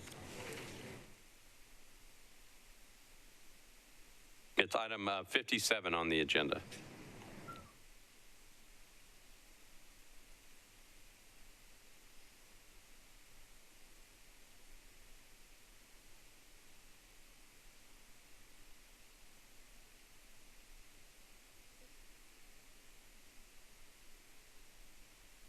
Pick up your microphone. So this was, tell me again. This was last meeting that it went before affordable, so I don't have the sheet on that. It should have been yesterday. Affordable housing meet yesterday. Anybody in affordable housing yesterday can say? Yes. Yeah, I was, but we didn't do 14. Looks like it was a unanimous vote. Oh, I'm so sorry. I'm sorry. I looked at the wrong sheet. I apologize. That's okay. Yes, it was approved 10-4, 0 against, 0 abstaining. Apologize for that. All right. Thank you. Councilmember Gamble. I've got budget and finance. The Budget and Finance Committee recommended approval 1413, 12 in favor, 0 against. 1414, 12 in favor, 0 against. And 1415, 10 in favor, 0 against. Okay. Thank you. Councilmember Withers, Planning and Zoning. Thank you, Mr. Vice Mayor. The Planning and Zoning Committee met, and we considered quite a few items on the consent calendar, BL 2022-1416 all the way through 1431, and we recommended approval of each of those, 9 in favor, 0 against, 0 abstentions. All right. Thank you, Councilmember Withers. Councilmember Syracuse, Public Health. Vice Mayor, Public Health and Safety voted on BL 22-1413, 8 in favor, 0 against. Thank you. And last committee report is by Councilmember Pulley, Transportation Infrastructure. Thank you, Mr. Vice Mayor. Transportation recommended approval of BL 2022-1416 through 1431. 9 in favor, 0 against. And with that, I recommend approval of the second reading consent agenda. All right. Got a motion to approve the second reading consent agenda. Properly seconded. Any discussion? Seeing none, all those in favor say aye. Opposed, no. Second reading consent agenda passes. All right, we'll go back and take a look at those bills on second reading that were not on the consent agenda. Item number 49. This is by Councilmember Parker, Allen, Van Rees, and others. It's an ordinance amending Chapter 5.04 of the Metropolitan Code by requiring payments in lieu of taxes made by the Convention Center Authority to be dedicated to affordable housing initiatives. Councilmember Parker, you're recognized. Thank you, Vice Mayor. Committee reports, please. Okay, I've got affordable housing. Councilmember Hauser. We voted to defer 2 meetings, 10 for, 0 against, 0 abstention. All right, thanks. And Budget and Finance, Councilmember Gamble. Budget and Finance recommended a 2-meeting deferral, 12 in favor, 0 against. All right, Councilmember Parker, you're recognized.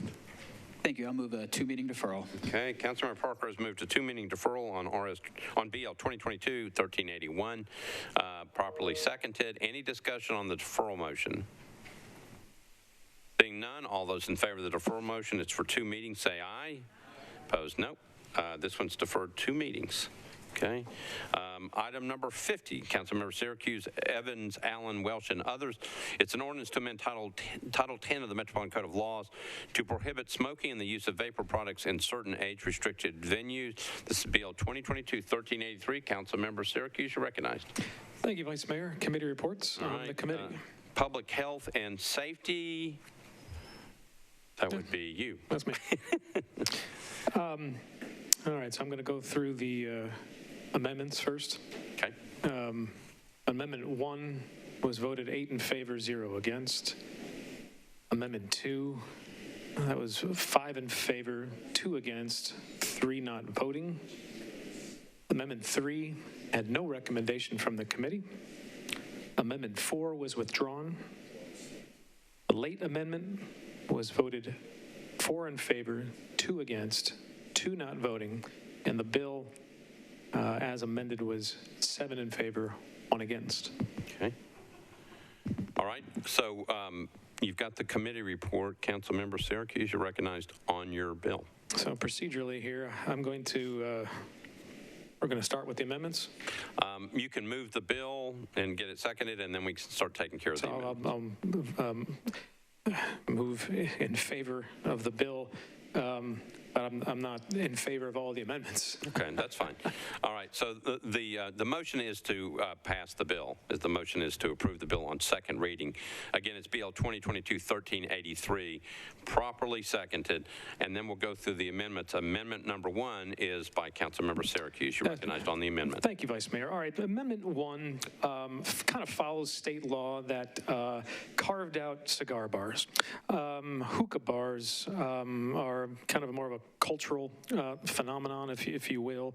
They're not dive bars where lots of alcohol are served in lots of smoke-filled places. So I did take some calls about that, and so this carves. There's not many of them. This carves them out and uses, like I said, similar language that the state used to carve out cigar bars. With that, I would move approval of this amendment. Okay, so we're on amendment number 1 on BL 2022-1383. Councilmember Syracuse has moved the amendment, properly second. Discussion on the amendment. Councilmember Allen. Thank you, Mr. Vice Mayor. Just a question to our legal counsel. My understanding is that state law can be interpreted to already exclude hookah bars anyway, and this may not be necessary. Can you elaborate on that? I'm not familiar with the interpretation that you're speaking of. I think state law, the way the state law is written, that this ordinance is being considered here today with regard to is we have the authority to prohibit or regulate the activities of smoking or the activity of the use of vapor products. And that's what this, that's what we're doing. That's what this ordinance does. State law also carves out specifically cigar bars, and it carves out also specifically tobacco retail stores and vape retail stores. And all 3 of those carve-outs have specific definitions. So we would not be permitted to prohibit smoking or vaping at any of those establishments. Councilmember Allen. And then is it possible that hookah bars are considered a tobacco retail? I do not believe so, because the definition of tobacco retail would require a majority of the sales to be tobacco related. The largest category of sales from tobacco products and accessories. So if the majority of their sales are from tobacco products and accessories, then potentially, but it's Okay. unknown. Thank you for that clarification. Okay, thank you, Councilmember Allen. Other questions on, we are on amendment number 1. Okay, nobody else is in the queue ready to vote? Okay. All those in favor of amendment number 1 to BL 2022-1383, say aye. Aye. Opposed, no.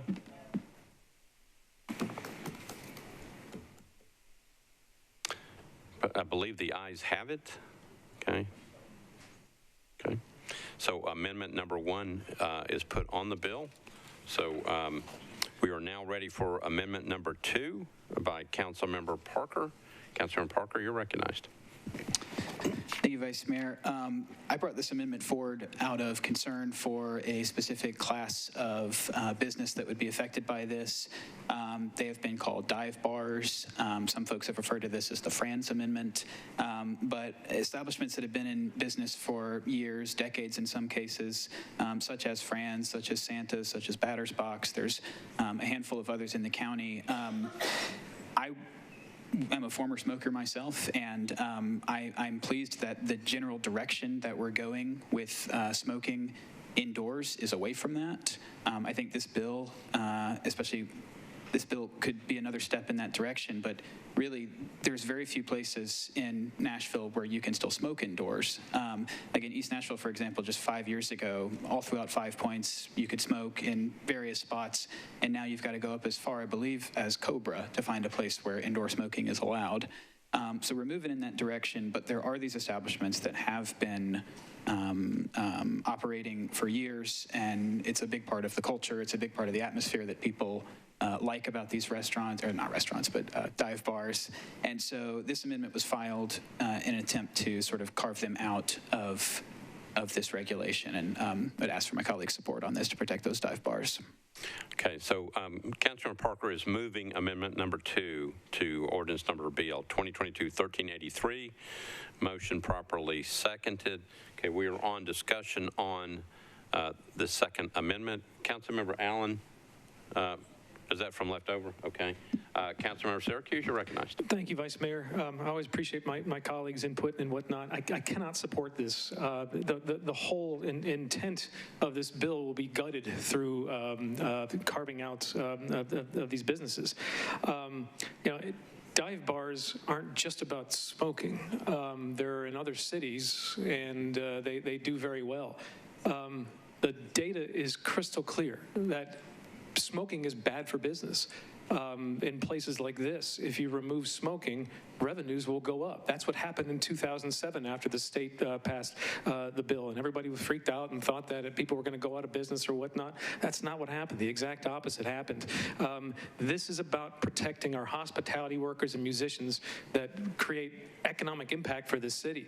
Let's protect them. Musicians have had a hard time trying to find gigs coming out of the pandemic. This is an opportunity to reimagine some of these dive bars to have music in them that we can all go and enjoy. So I urge my colleagues not to support grandfathering in of the businesses. Thanks. Okay, thank you, Councilmember. Councilmember Hauser. Yes, I also am not in favor of this amendment. If we pass this amendment, we're saying there's 2 classes of citizens. The class that doesn't matter, that work in our bars, and the class that do matter, those that smoke. So we're creating a 2-class system. We have OSHA rules to protect employees. We need to say that the people who work in the bars, be they entertainers, be they servers, are full 100% citizens, and they deserve the full protection. All right, thank you, Councilmember Hauser. Councilmember Sledge.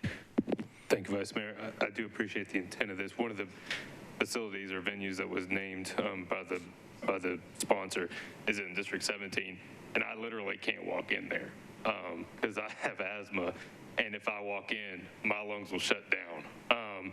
And so I do sympathize with the fact that this is some part of the culture, but the culture that I hear from the venue District 17 is about the karaoke. It is not about the smoking. And so I cannot support this. Thank you. Okay, thank you, Councilmember. Councilmember Young.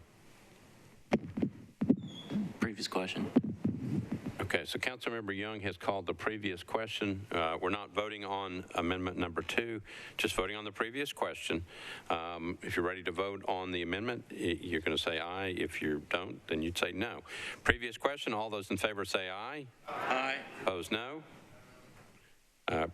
Previous question prevails. Okay, so we are now ready to vote on amendment number 2. We'll try this by voice vote. Again, Councilmember Parker has moved his amendment. It was properly seconded. If you're in favor of the amendment, you'd say aye. If you're against, you'd say no. All those in favor of the amendment say aye. Aye.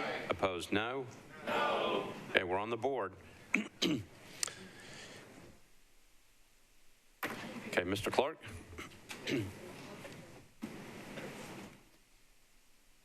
Ready? All right, so if you're in favor of Councilmember Parker's amendment, you'd vote yes. If you're opposed, you'd vote no.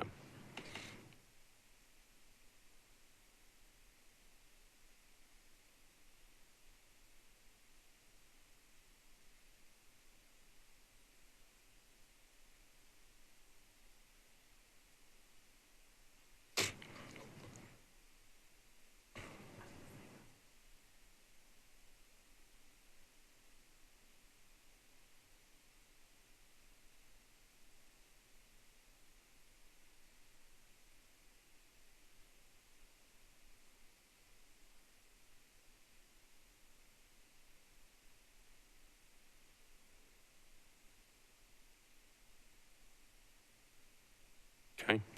Mr. Clerk, close machines. Take the vote.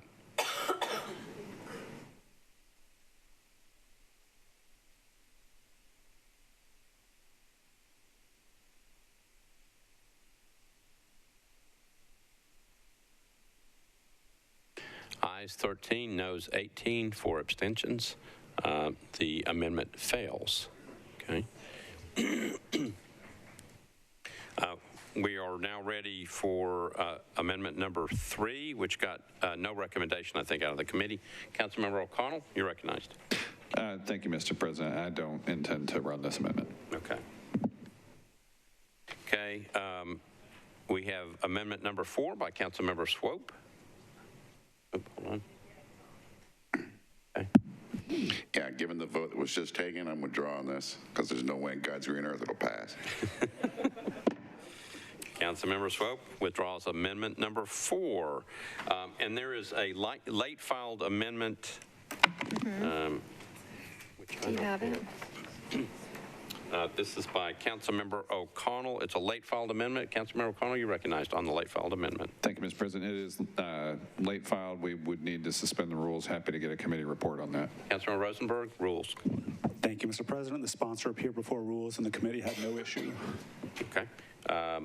Councilmember O'Connell, you're recognized. Thank you. You need to suspend the rules, please. All right. So Councilmember O'Connell has moved to suspend the rules to get this late filed amendment before us tonight. Is there? Okay. So I got 2 hands. So the rules are not suspended. So you can't move your amendment. Okay. All right. So we are now. That takes care of all the amendments. So we're now back on the bill as amended. Councilmember Syracuse, back to you. Thank you, Vice Mayor. I move approval as amended with comment. Okay. So Councilmember Syracuse has moved approval of BL 2022-1383, and it has one amendment on it. It's amendment number 1. Councilmember Syracuse is moving the bill with the amendment for passage on second reading, properly seconded. Back to you. Thank you very much. Remember the amendment that we did 2 weeks ago? The implementation date of this won't be until March 1 of 2023. That gives the businesses time to figure out how to ease into this. So it's not just immediate. Health department's not going to be slapping $50 fines to anybody. It gives them time to figure out. This is a pro-business bill. 62% increase in sales in the state of Tennessee after the 2007 law passed. 23% increase in employment in these places after the 2007 bill passed. Austin, New Orleans, Atlanta, Charlotte, Louisville. They've all done this. It's been very successful. It's time for Music City to follow suit. We should have been first, but it's time for Music City to follow suit and protect our hospitality industry, our musicians, and let's give new life and new blood to these businesses that have been allowing smoking. It's time for it to go away. It's a good for business. It'll increase their revenues, and we need to do it. I move approval. Thank you. All right, so Councilmember Syracuse, again, has moved approval of the bill as amended. Again, it was properly seconded. Discussion on the bill. Councilmember Benedict, you're first. Thank you, Vice Mayor. Wait a minute, I'm sorry, I missed you. Councilmember O'Connell is first. Sorry, the screen moved and you disappeared. Councilmember O'Connell is first. Councilmember Benedict, I'll come back to you. Thank you, Mr. President. I'd like to move to defer for one meeting with a brief comment. All right, so Councilmember O'Connell has moved to defer this bill one meeting, okay, with second. Back to you for explanation. Thank you. I just wanted to, this is related to the late filed amendment. We tried to get that timely filed. In fact, I had a timely filed version of the amendment that was late filed that would have been on here. It was effectively equivalent to amendment number 1. In addition to hookah bars and their cultural importance, we also have new businesses emerging, including those that offer cannabinoids as an on-site vaping option, and one of them is in District 19. And their legal counsel approached me. They were very concerned that if this bill passed unamended, without an amendment that affects them, it's going to drive them out of business no matter what the ease-in process is like, because their entire business model is based on this. I absolutely support the sponsor's intent of the bill. I, supported his general approach with the amendments, and I think this one is similar to the one that he supported on the hookah bars, and would encourage colleagues to allow us enough time to get this back on the table, timely filed, so we can have an appropriate discussion about the side effects of this bill. Totally respect the sponsor's public health emphasis here, but this is an opportunity to exempt a category of business that we should have the legal opportunity to do. We just need to do it in a timely filed way. Encourage colleague support for a one-meeting deferral. Thank you. All right, so Councilmember O'Connell has moved to defer Bill 2022-1383 one meeting. It was properly seconded. Now, I've got a bunch of people in the queue. We're on the deferral motion. We are not now on the bill. So I'm going to run through. Councilmember Benedict, Councilmember Vercher on the deferral motion. Councilmember Vercher? No, Vice Mayor, on the bill. Okay. Councilmember Young on the deferral motion. Councilmember Gamble on the deferral. Councilmember Gamble. Thank you, Vice Mayor. I want to speak in support of the deferral. I agree that we should consider the ramifications of the bill to businesses that have a business model that allows smoking in their establishments, and how that could potentially destroy their business. So I speak in support of this. We had a very lengthy discussion in the Public Health and Safety Committee meeting about this, and I'm not sure if there's a timing issue why we wouldn't need to defer. I know that the state law that allows this just passed in on July 1, so this just happened. So I think it would be prudent to allow a little more time to make sure that we're not negatively impacting new business and business enterprise in our city. Thank you. Okay, thank you. Councilmember Syracuse. Thank you, Vice Mayor. Please vote against a deferral. We had a very good conversation, agree with Councilmember Gamble in the Public Health and Safety Committee.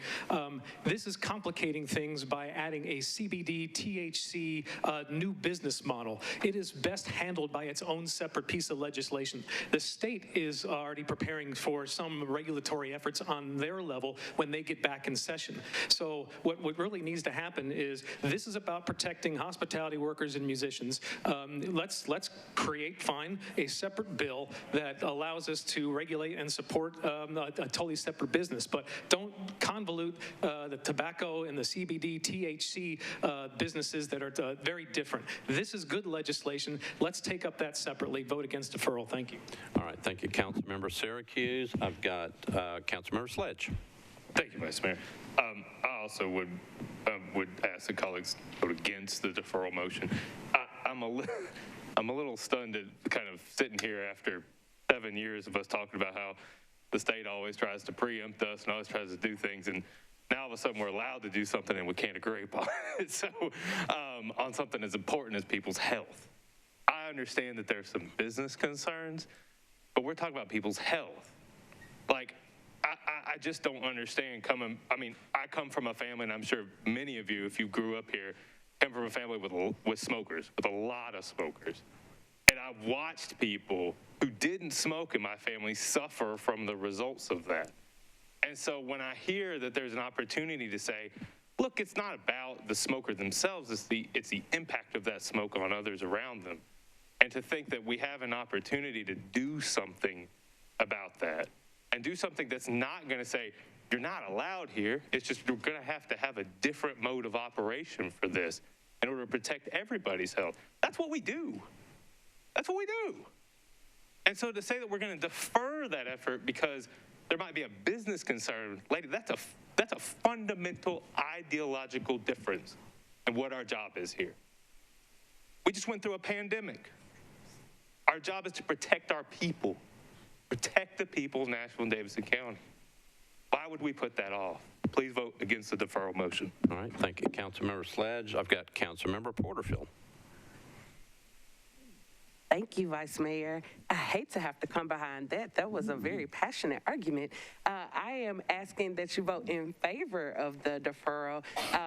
Councilmember Gamble did already share several of the sentiments that I had. We had a very robust, a wonderful discussion in public health and safety today, and it was a very informative discussion. Councilmember O'Connell did work on this legislation. It was timely filed legislation that had to be addressed once we got more information with regards to what could be done legally. So it had to be resubmitted as a late filed or else we would not be having this conversation right now. The business model, and I do agree with Councilmember Sledge, like we have to make sure that we are prioritizing individuals' health.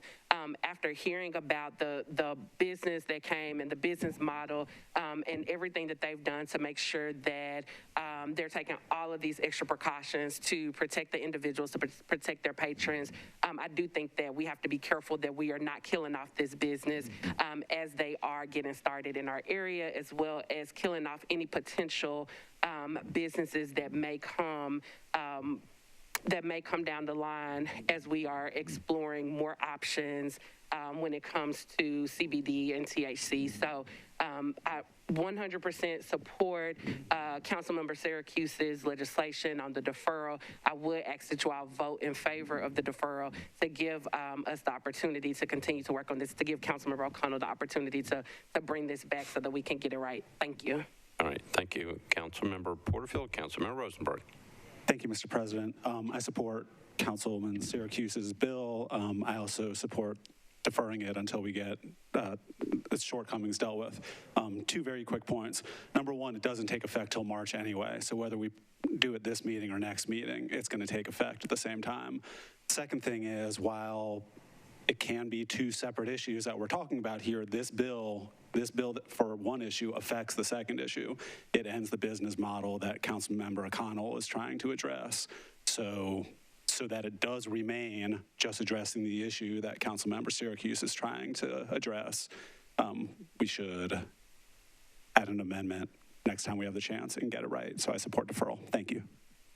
All right, thank you, Councilmember Rosenberg. I've got Councilmember Evans next. Previous question. Okay, so Councilmember Evans has called the previous question.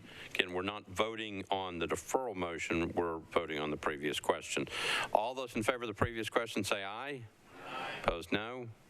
Previous question prevails. We are now voting on the deferral motion. We're going to try by voice vote. What we're voting on is a motion to defer that was brought by Councilmember O'Connell to defer this measure one meeting. Okay, if you're for the deferral, you vote yes. If you're against it, you vote no. All those in favor of the deferral motion say aye. Aye. Opposed, no. The deferral motion, I think, passes. Anybody object to the vote? I should quit saying I think. I always say that because I'm looking to see if anybody wants to challenge. I'm the man. I'm saying that the deferral vote passes. Thank you. Thank you, Councilmember Young. Councilmember Young, do you want to go on the mic and say that? No. All right, so this one is deferred one meeting.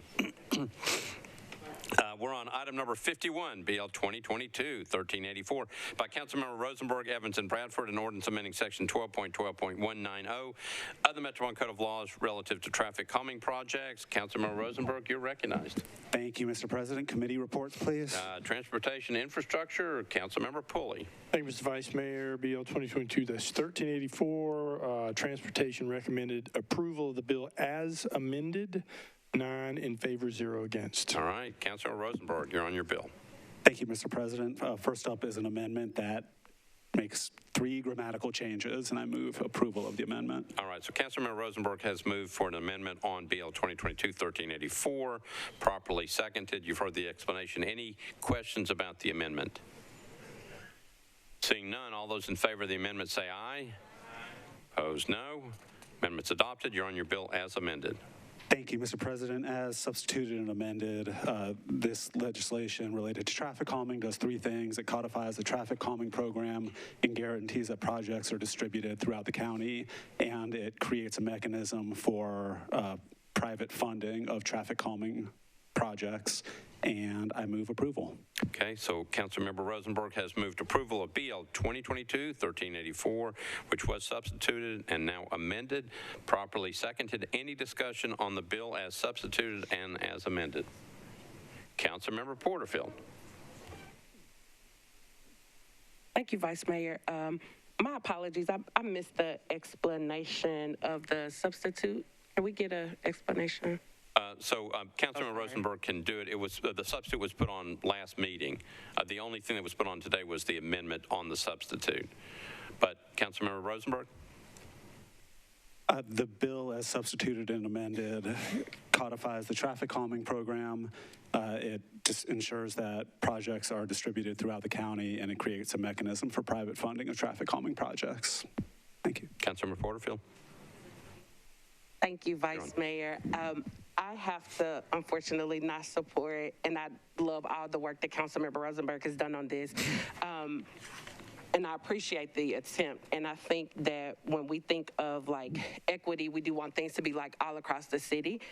Sometimes problems are worse in other areas. And my concern is what happens when, if a problem is worse in one community, but we want to be equitable, so we want to make sure that it's distributed around the county. But if the problem is actually worse in one community, is that community's needs not being met because we want to allow more equity in the city? So I may be misunderstanding the amendment or the substitute. So if I would love to hear Councilmember Rosenberg speak to that, Vice Mayor, but I mean, and I could just speak for my district in particular. We've had 4 traffic calming projects. That's because traffic is a nightmare. We have people that are scared to walk their dogs. We have trash cans, not trash cans, mailboxes constantly getting knocked over. We have had pedestrians hit. We've had pedestrians killed walking down the street. And I know that this is an issue across the city, but if we see that it is worse in one area, my fear is that now if we're saying that it has to be all across the city, even if they don't qualify, because right now it is a metric system that is being used. So they are using data to make these decisions. So if an area does not qualify based on data, but we're saying that we want that area to get it just so that it could be equitable, I think that that in and of itself is not is going to take away from the equity of it. So again, I would love to hear from the sponsor of the legislation, because I could totally be misunderstanding something. But if my understanding is correct, then I won't be able to support it. All right, thank you, Councilmember Porterfield. Councilmember Rosenberg, you're recognized. Thank you, Mr. President.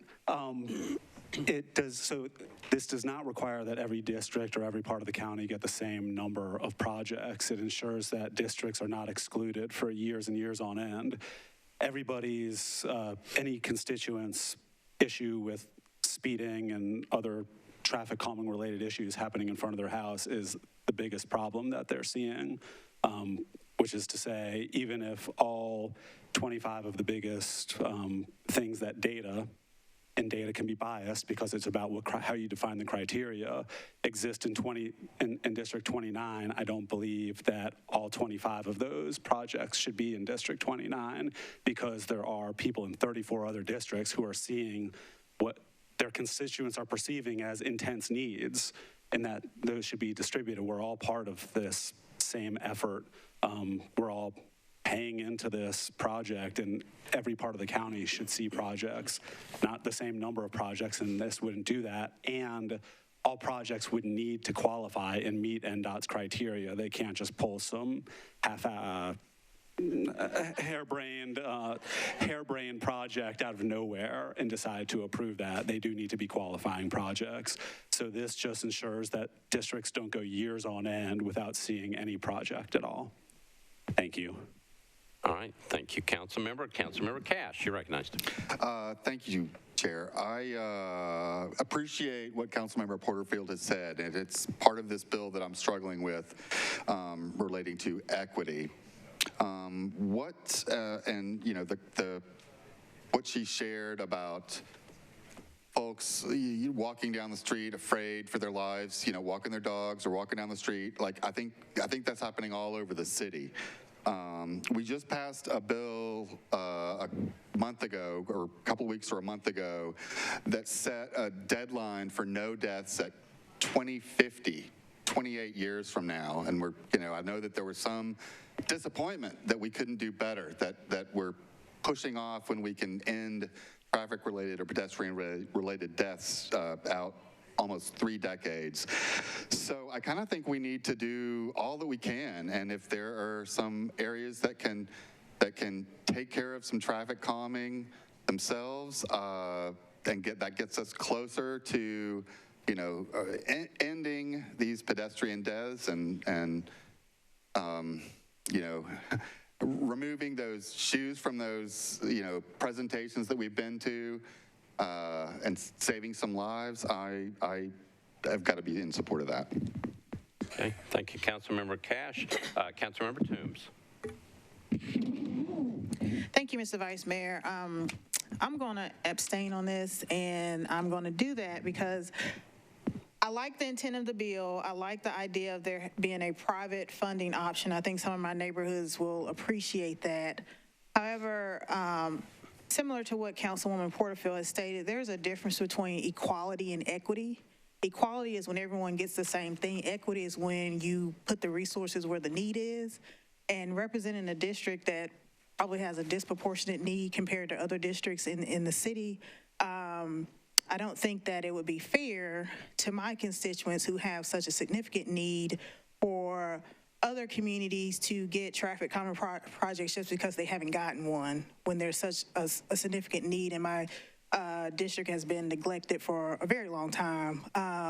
So that's why I'll be abstaining on this, because I want there to be a focus on equity, and that's what we need to do as a city. Equality is not going to doesn't get you to equity, because the need is not the same throughout the city. Okay, thank you, Councilmember. Councilmember Evans. Thank you, Vice Mayor. First of all, I was very happy that Councilman Rosenberg decided to take on this legislation, because I think it really helps illustrate, or what we've seen kind of since we started our terms, is how challenged our traffic calming program is. It's significantly underfunded. Otherwise, we would not have people feeling the way they feel about the program. But ultimately, if you have neighborhoods in a community that are concerned about traffic issues and speeding issues in our communities, which were certainly exacerbated by the pandemic with more people being outside, and now we're back to kind of air quotes normal of how people are driving again. But kind of taking the equity and equality consideration out of it, I was one of the neighborhoods that was declined by NDOT to be able to have a private developer pay for traffic calming improvements as part of a new construction neighborhood. And so I commend Councilman Rosenberg for including reference to new construction in this legislation. And really, we need to support it, if not to move the process forward, specifically related to how we treat new neighborhoods so we're not dealing with the same issue in 10, 20, 30 years from now. Thank you. All right, thank you, Councilmember. Councilmember Bradford. Thank you, Vice Mayor. So I've been listening to some of those who have spoken up with their concerns about this bill, and it troubles me.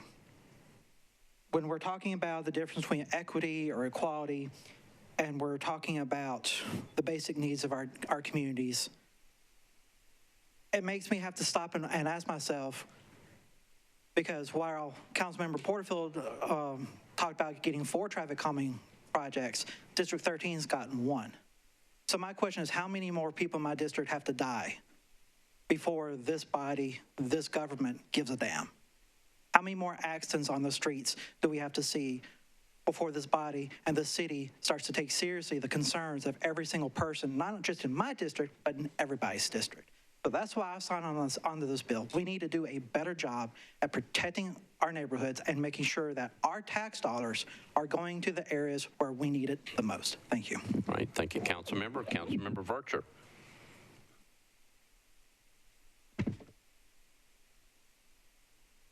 Vice Mayor,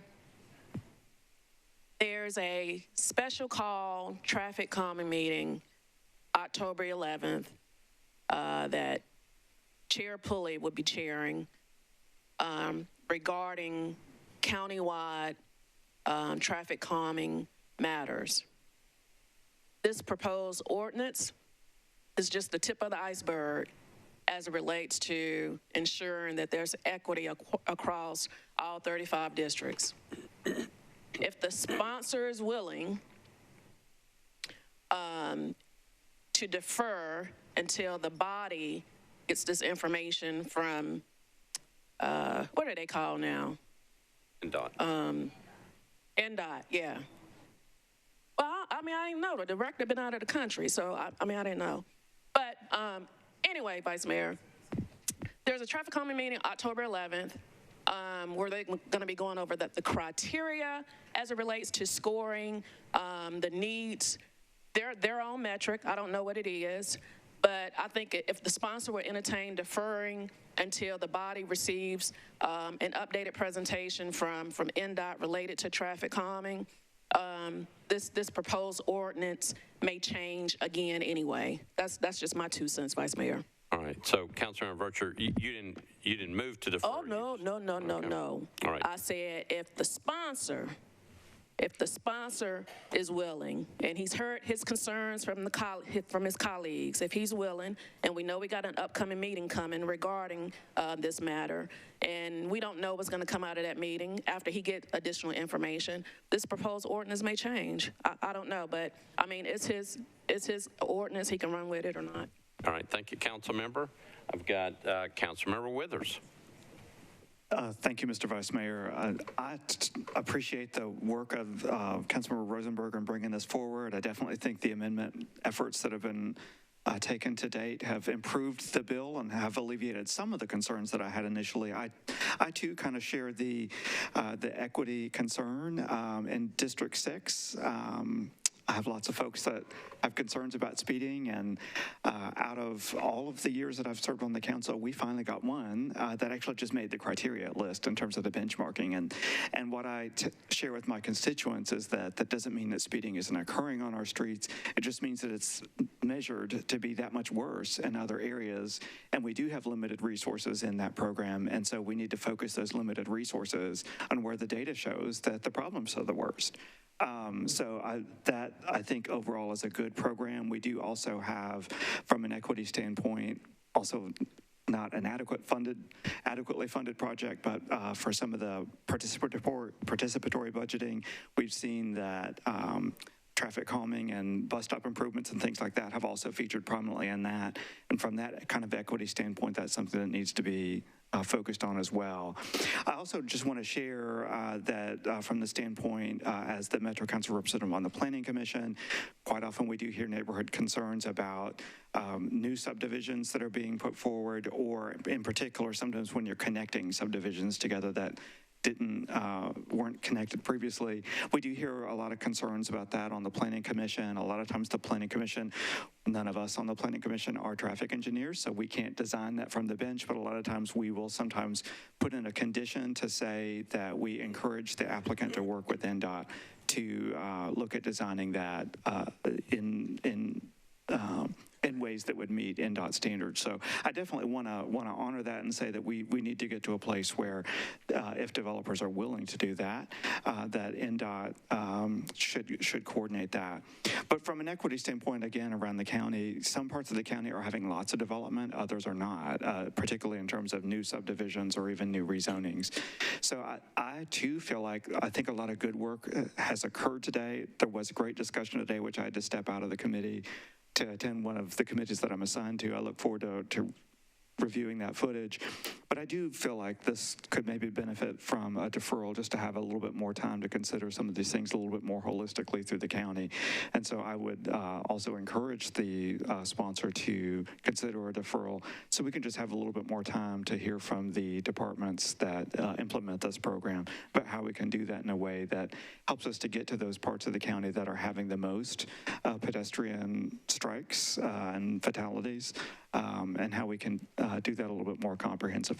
But I think great work's been done today, but believe that this would benefit from an additional deferral. Thank you. All right, thank you. Councilmember Withers. Councilmember Porterfield, you've already spoken once on this bill, so I'm going to jump you to go to Councilmember Nash, and then I'm going to come back to you. Councilmember Nash, you're recognized. Thank you, Mr. Chairman. I guess I'm rising. I'm not sure we need a deferral. I was here for the committee meeting. Ms. Alarcon noted that by allowing developers to take on some projects, it frees up funds if those particular projects would have had to be funded by the city. So it frees up money to go to places where equity shows and the data shows are needing the help. That system of ranking folks is not changing from what I heard today. And so, again, if a developer is willing to take on a project or a neighborhood association can get together a project, that's money, and that has to be totally done by the homeowners association or the developer. They have to hire the engineers. They have to do the whole process and pay for it themselves. That saves the money that we're putting into places that the city is going to end up having to do those things. So I don't think the deferral is going to be of any help here, and I think we probably just need to go forward. This is a big step forward in this process. All right, thank you, Councilmember Nash. Councilmember O'Connell, I don't think you've spoken on this one.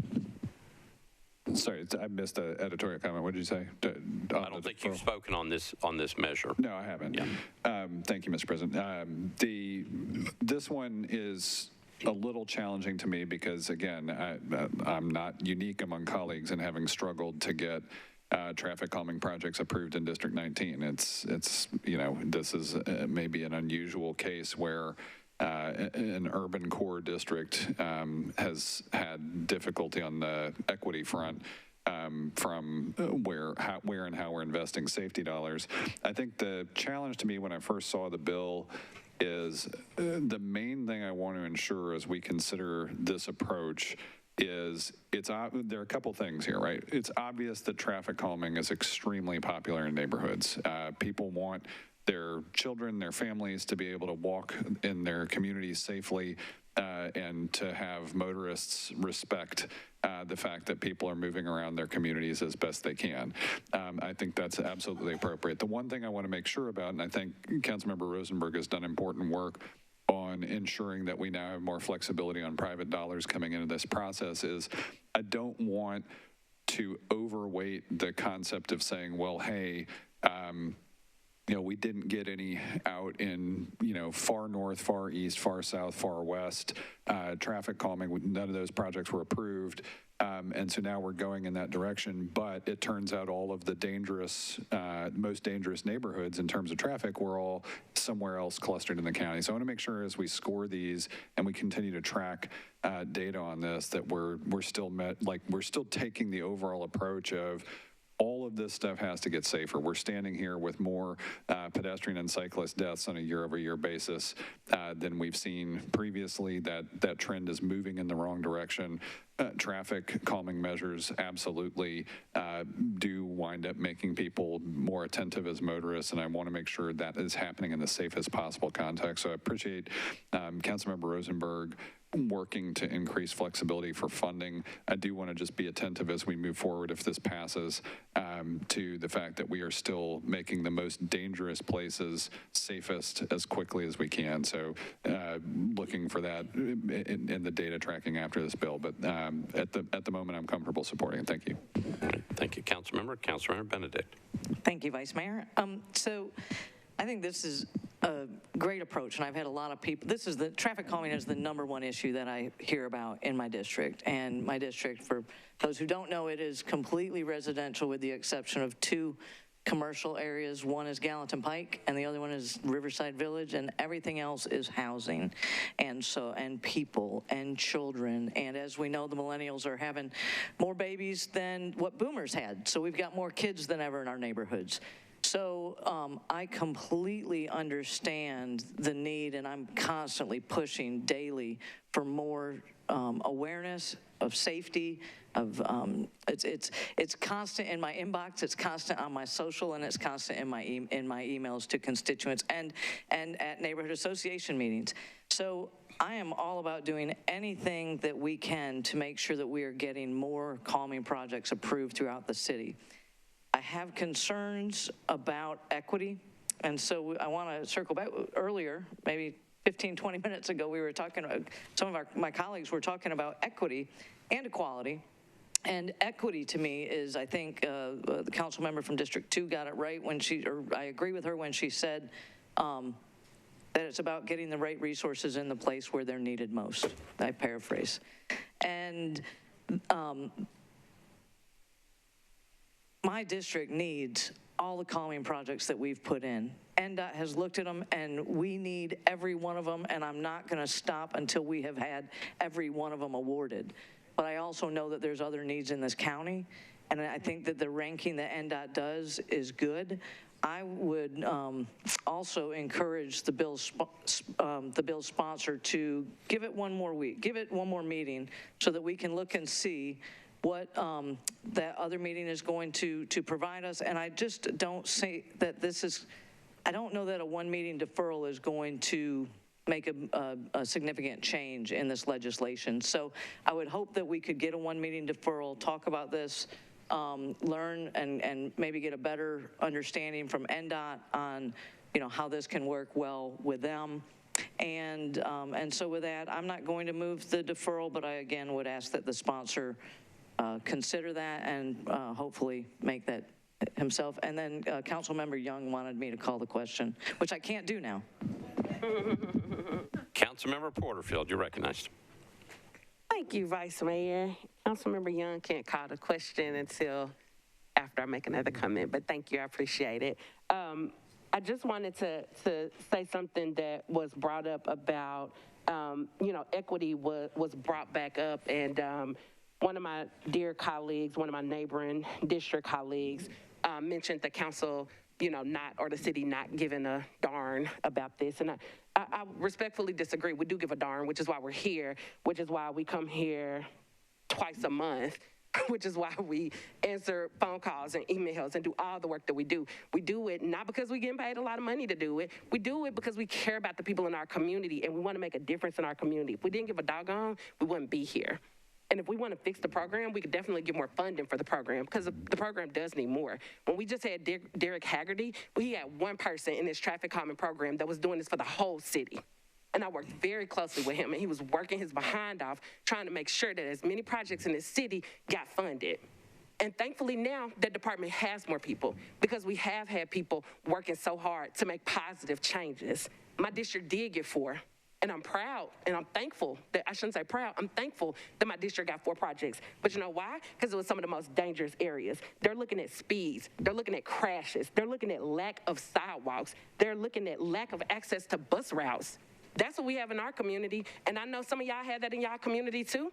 But if this is scored based on data, you can't say that these aren't the most dangerous places. So yes, this is a data-driven program. So if we now change that and say we want to spread it out, there is no way that the most dangerous areas are still going to be the places that are getting prioritized for this. And I do agree with making developers pay for traffic calming, because I'm all about developers paying for any type of benefits to the community. Absolutely. So we do need developers paying for this. But HOAs in my community can't afford to pay for this. People in my community can't afford to all chip in money to say, we're going to put some traffic calming measures down in our community. We have a community of working class people. We can't afford to do that in our area. So I'm thankful for the areas that can do it, but that also becomes an equity issue. And if you don't believe me, look at what we've had other people talk about it. This was just a conversation about our schools and how some of our schools are way more successful. You know why? Because they have PTAs that can pay for the programming in their schools, and the schools that don't have access to that, they don't get the same resources. So when you allow your community that is wealthy to pay for resources that working class communities cannot pay for, that becomes a problem, and it becomes an equity issue. So it's something that I am passionate about, because this is something we get calls about every single week. From people getting hit, from people getting their dogs hit, from people getting their pets hit, from mailboxes getting knocked over, and we know speeding is a problem in the whole district, the whole county. And one of our colleagues made a really good point about this. What is the end game? Because we can't put speed humps around the whole city, it's also an enforcement issue. So we have to look at the enforcement of traffic as well. So again, I say, I'm so sorry, Councilmember Rosenberg, because I know how hard you worked on this. I would love to see a deferral to see how some changes could be made, because I do think that the program needs to be addressed. We need more funding for the program. We need more communities qualifying for the program, absolutely. But we cannot do anything that's gonna take this away or reduce the likelihood that the most dangerous areas get this first. Okay, thank you. Councilmember Rosenberg. Thank you, Mr. President. So the thing that everybody who has gotten up to speak has said is that they're not getting enough traffic calming in their district. I think that it's unanimous in here that we want more traffic calming projects. There is nothing in this bill that is going to create more traffic calming projects. It's not going to solve all of our problems. It's also not going to make it worse. It's going to help. I suggest, number one, that data-driven is not just looking at one-dimensional data. It's creating a formula that is necessarily biased towards certain environments, mainly RS5 and places where there's a lot to walk to nearby, and that excludes a lot of districts. Even if there are just as many walkers, even if there are wide streets and no sidewalks and people driving 80 miles an hour down the street, it's not going to score well under the formula. This was created with NDOT's help because it's something that they know is not going to create a unfair situation. The issue between equity and equality is an important one.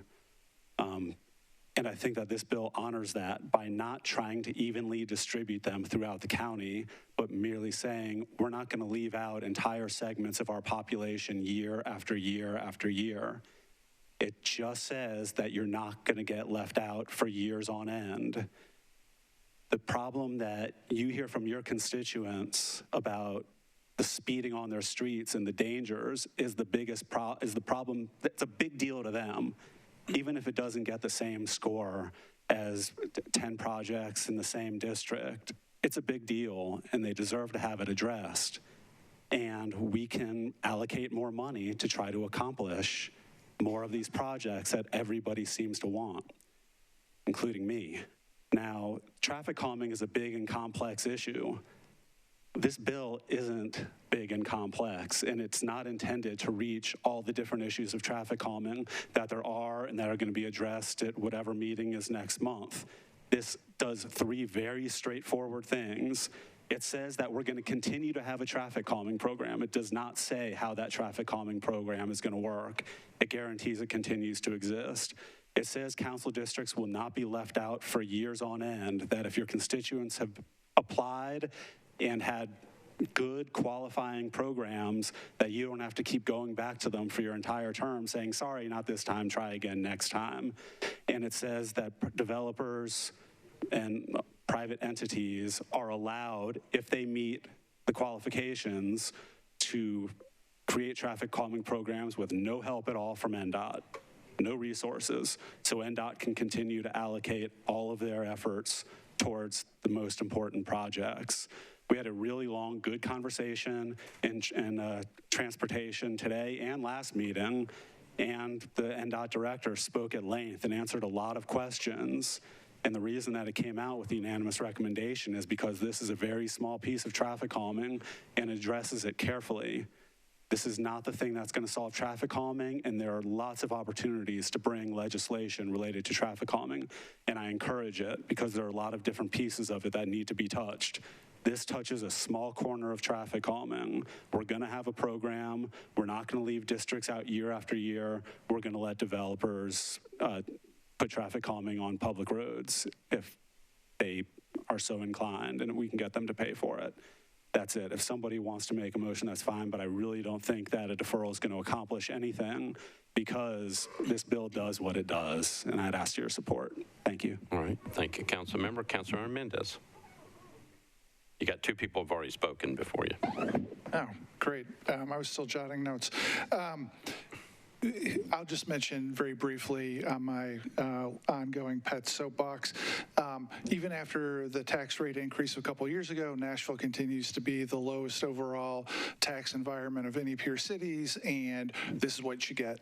The things get skimped on around the edges, and if we were even in the 10th or 20th percentile, there'd be more money to pay for stuff like this. I regret that the district council members, all 35 of you, are tossed into having to have a year in, year out scrap over this, and I hope that in coming years we figure out a way to fund it better, but we all know what that takes, and thanks for listening.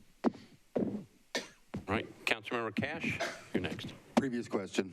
Councilmember Cash has called the previous question.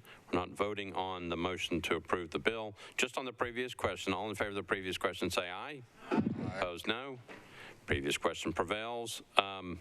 So we are voting on BL 2022-1384 as substituted, as amended, for passage on second reading, right? So that's the motion that we're voting for. We're going to try this by voice vote. All in favor of the bill as substituted, as amended for passage on second reading, say aye. Aye. Opposed, no. Bill passes on second reading. Okay. All right. Good discussion. Thank you. All right. Next item is item number 52, Bill 2022-1405 by Council Members Parker, Allen, and Henderson. It's an ordinance to amend Section 13.32.165 of the Metropolitan Code of Laws to permanently extend the provisions for countywide sidewalk cafes. Councilmember Parker, you're recognized. Thank you, Vice Mayor. Committee reports, please. Government Operations, Councilmember Benedict. Thank you, Vice Mayor.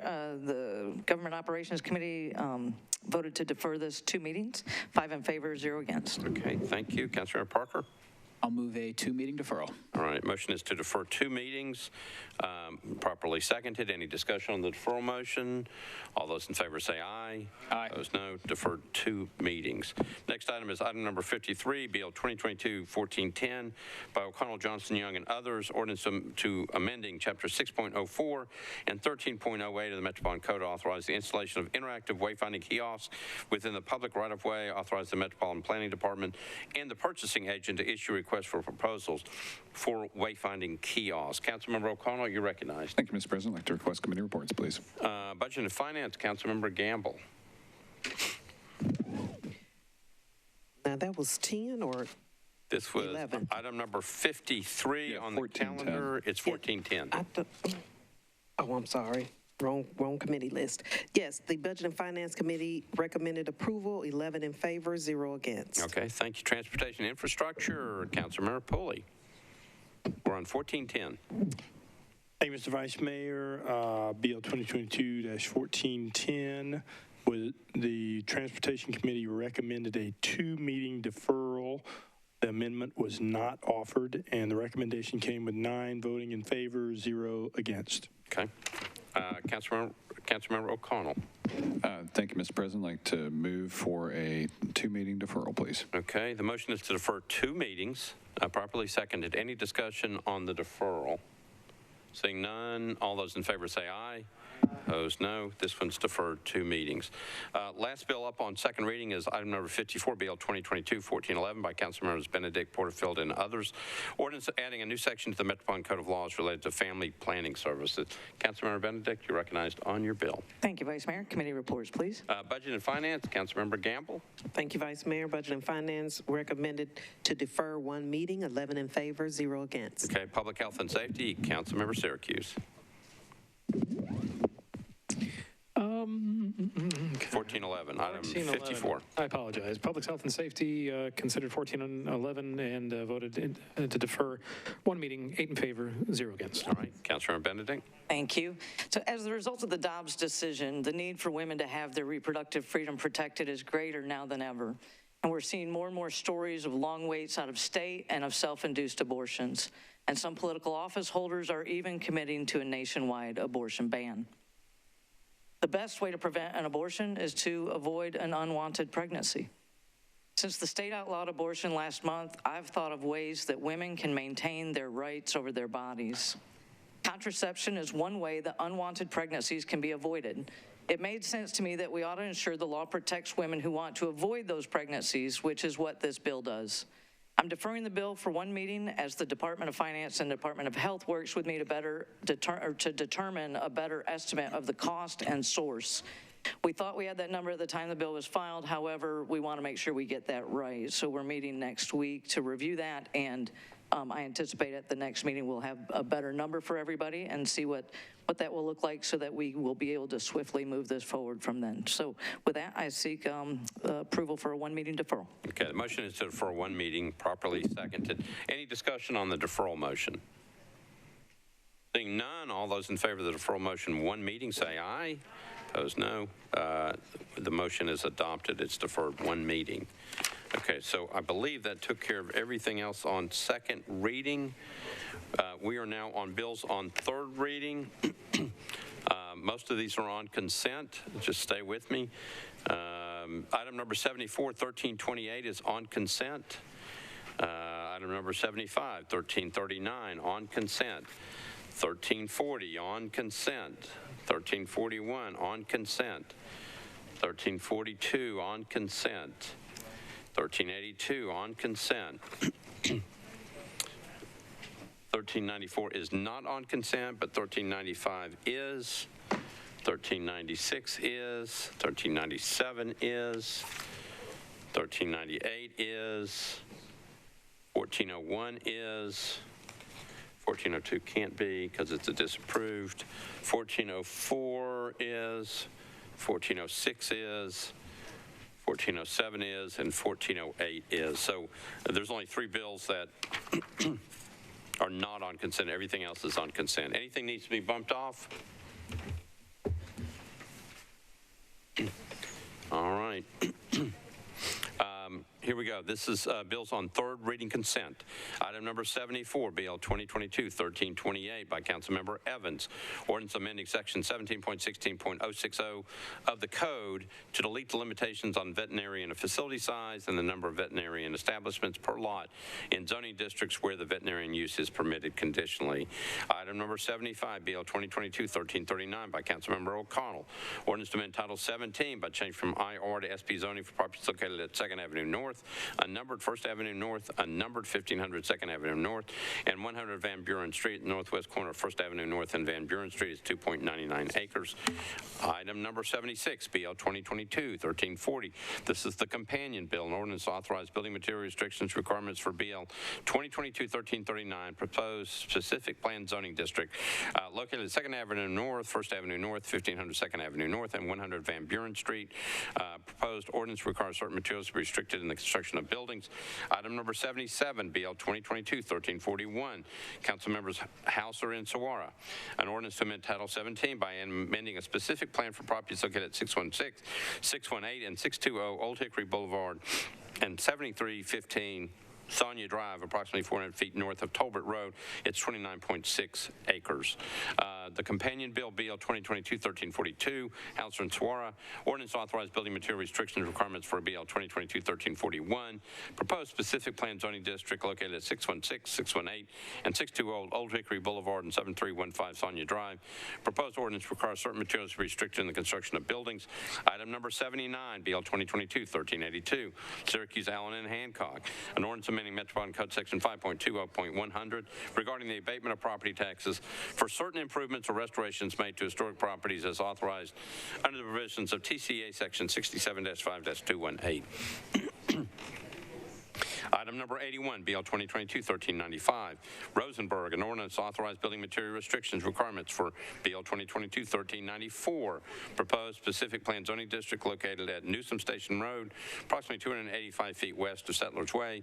Proposed ordinance requires certain materials restricting the construction of buildings. BL 2022-1396, Councilmember Rosenberg, an ordinance to amend Title 17 by canceling a portion of a plan unit development located at Newsom Station Road, unnumbered, approximately 300 feet west of Settlers Way, 10.51 acres, zoned AR2A and CL. Item number 83, BL 2022-1397 by Councilmember Parker.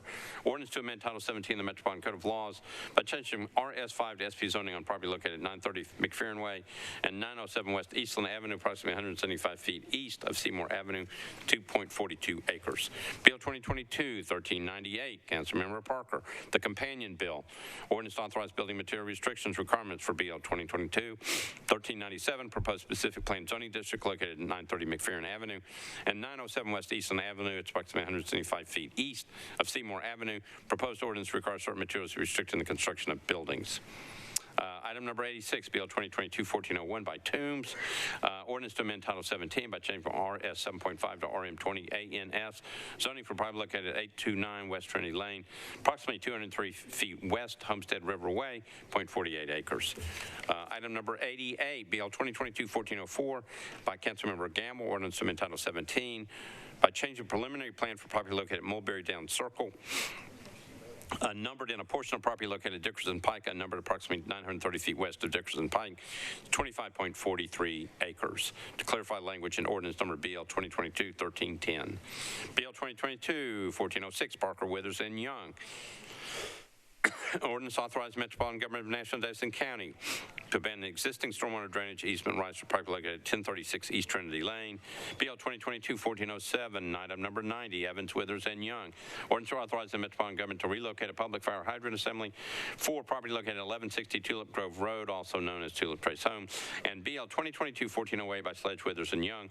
Ordinance authorizing the Metropolitan Government to abandon existing water mains and easements, relocate a fire hydrant assembly, and to accept new water main, fire hydrant assemblies, and easements for three properties located at 2500, 2504, and 2508 Branchford Avenue, also known as Broadstone Berry Hill. Those are all the items that are on consent. Anything needs to be bumped off? We good? All right. Got committee reports coming. They're all from Planning and Zoning. Councilmember Withers, you're recognized. Thank you, Mr. Vice Mayor. If I could be as brief as possible, I'll say all items on consent were recommended for approval by Planning and Zoning, 9 in favor, 0 against, 0 abstentions. All right, so everything was done. Councilmember Withers, how about a motion to approve? I move to approve the consent calendar. All right, so Councilmember Withers has moved to approve the third reading consent agenda, properly seconded. Any discussion on the third reading consent agenda? Seeing none, all those in favor say aye. Opposed, no. You adopt. We've got 3 bills to take up. The first one is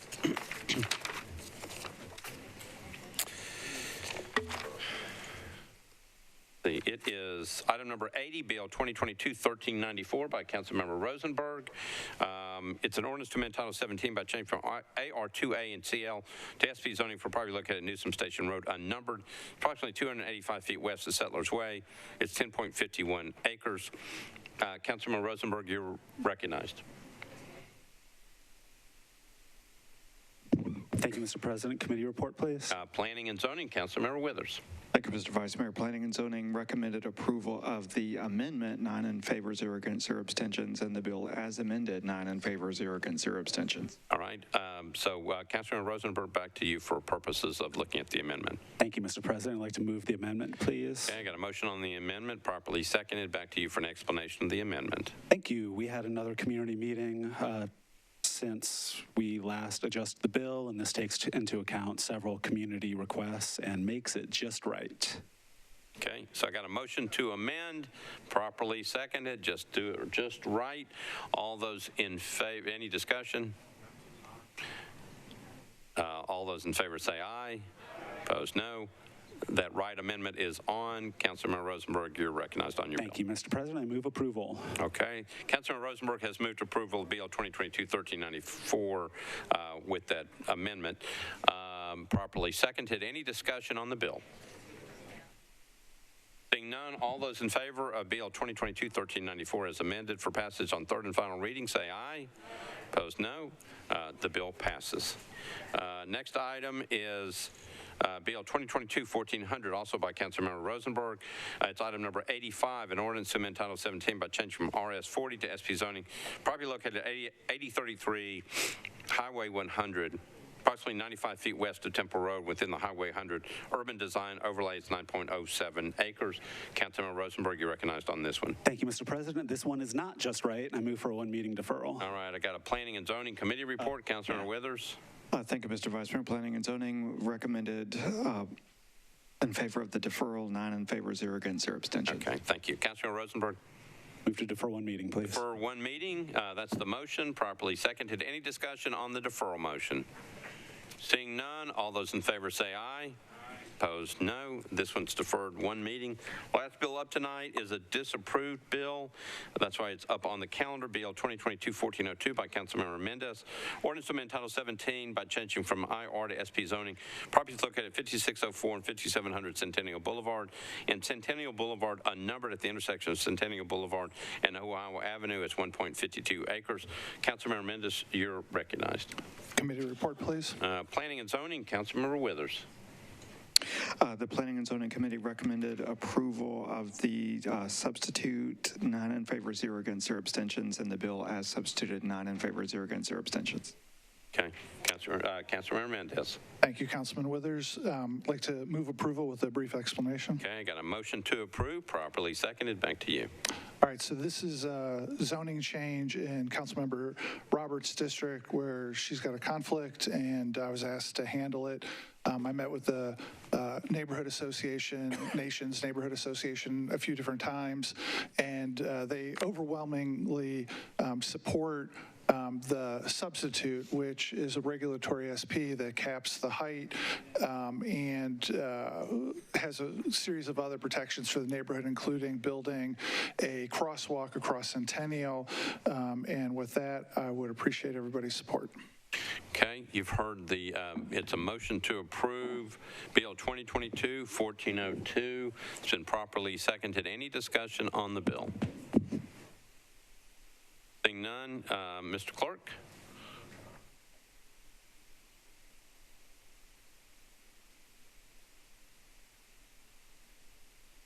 Requires 27 votes on the board.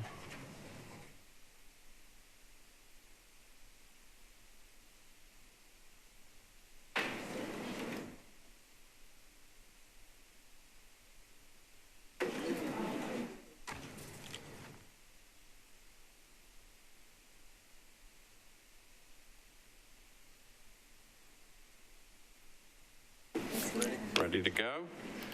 We are voting on Bill 2022-1402 for. Well, we knew that, but so it's computer issues. I just wanted to be comprehensive in my statement. Okay.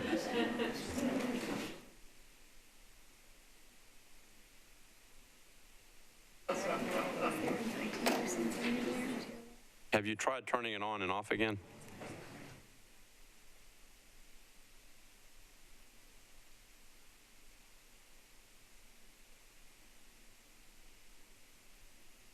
Oh. Okay, he's back.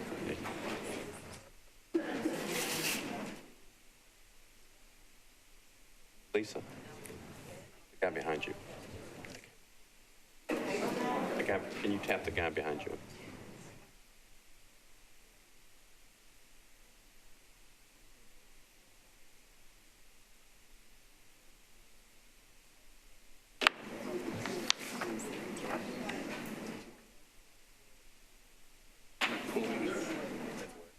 We haven't started the vote yet, but his computer was off or something.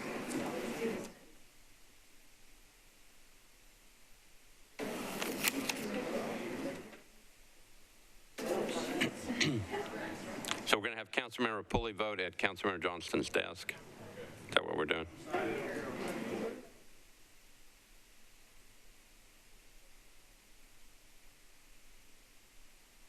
We ready to vote? Okay. All right, everybody set? All right, Mr. Clerk, we're voting on BL 2022-1402 for passage on third and final reading. Mr. Clerk, open up the machines. Councilmember Pulley will be voting at Councilmember Johnston's desk.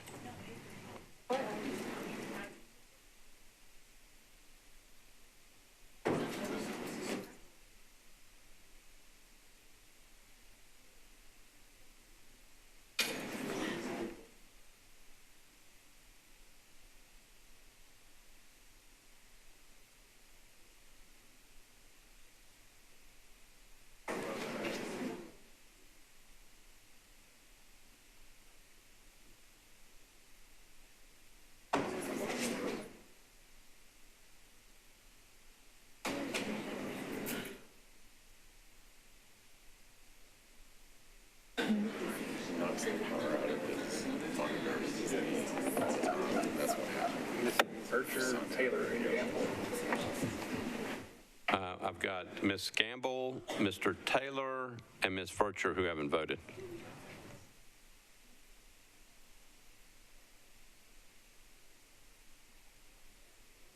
Okay.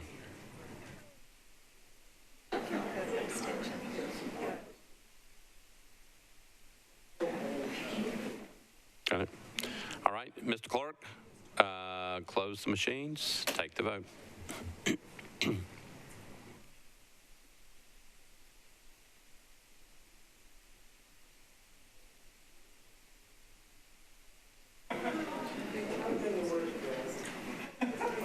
Ayes 31, noes 1, 0 abstentions.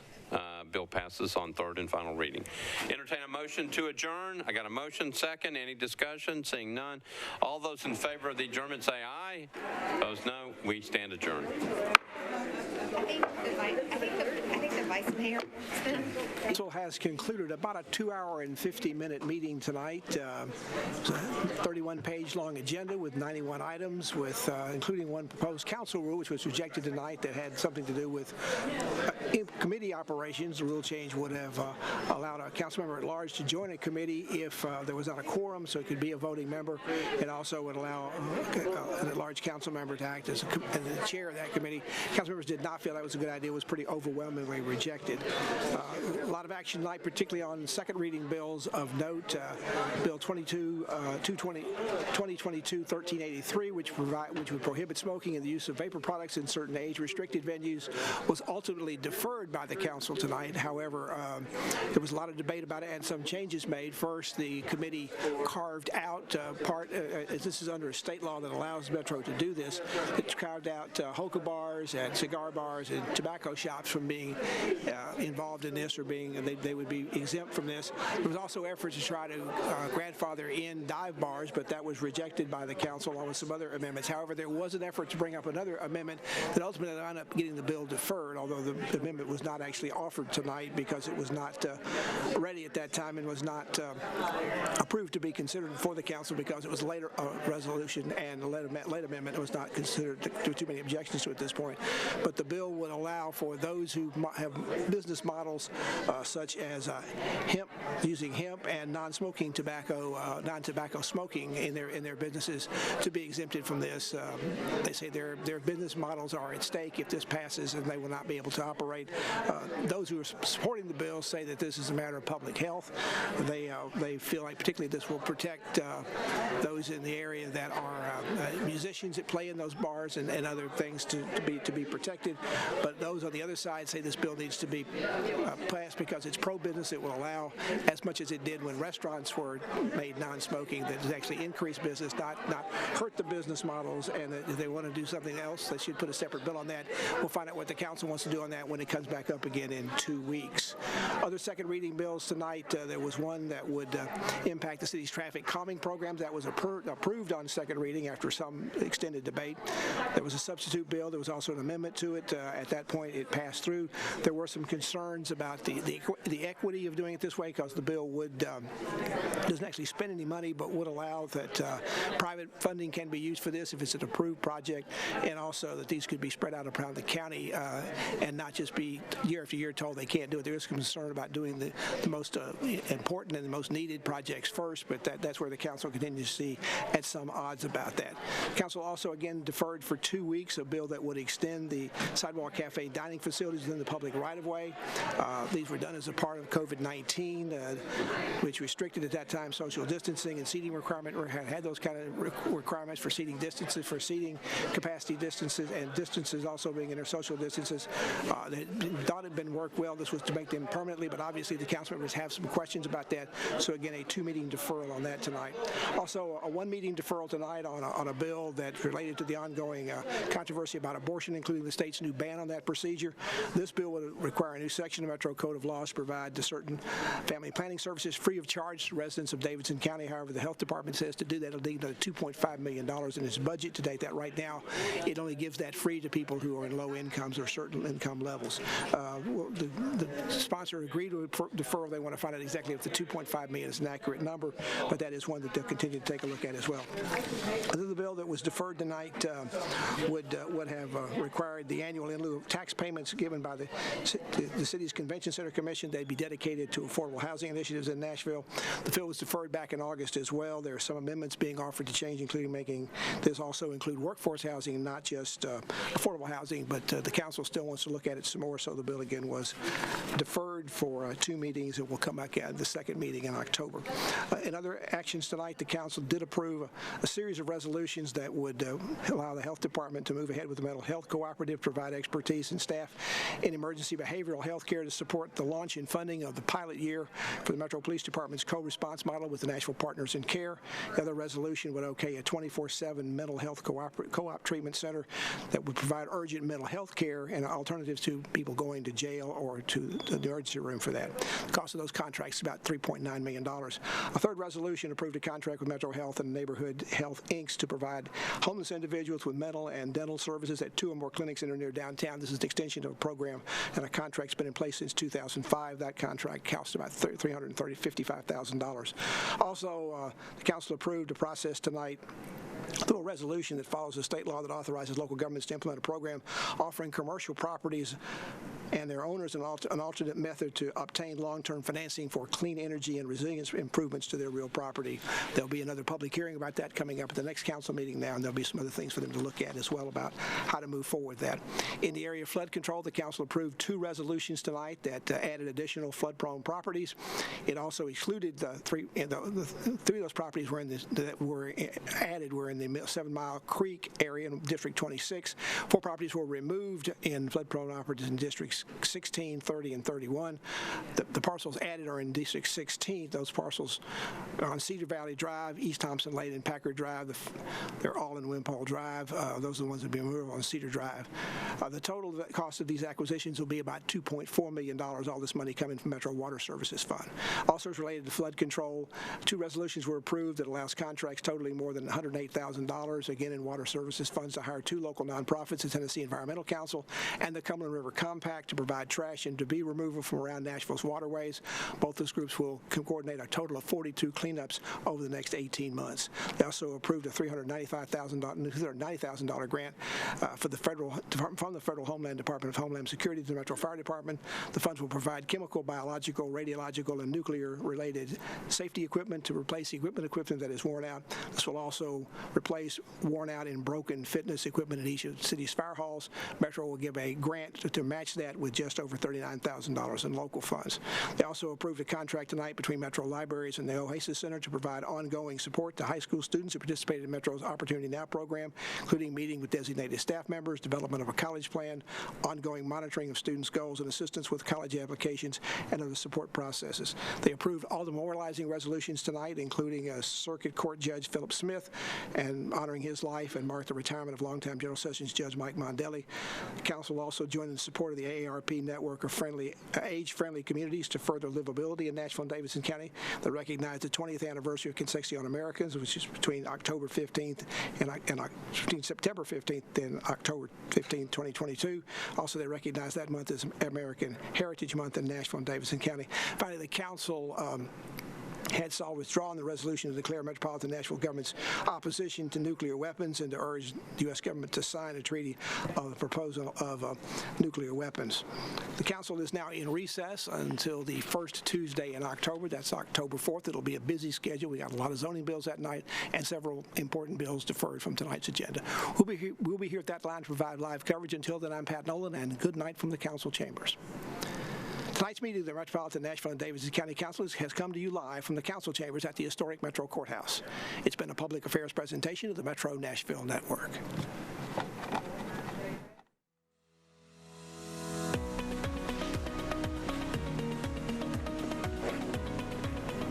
This has been a service of the Metro Nashville Network. If you would like to see this presentation again, or for more information on this and other programs, visit nashville.gov.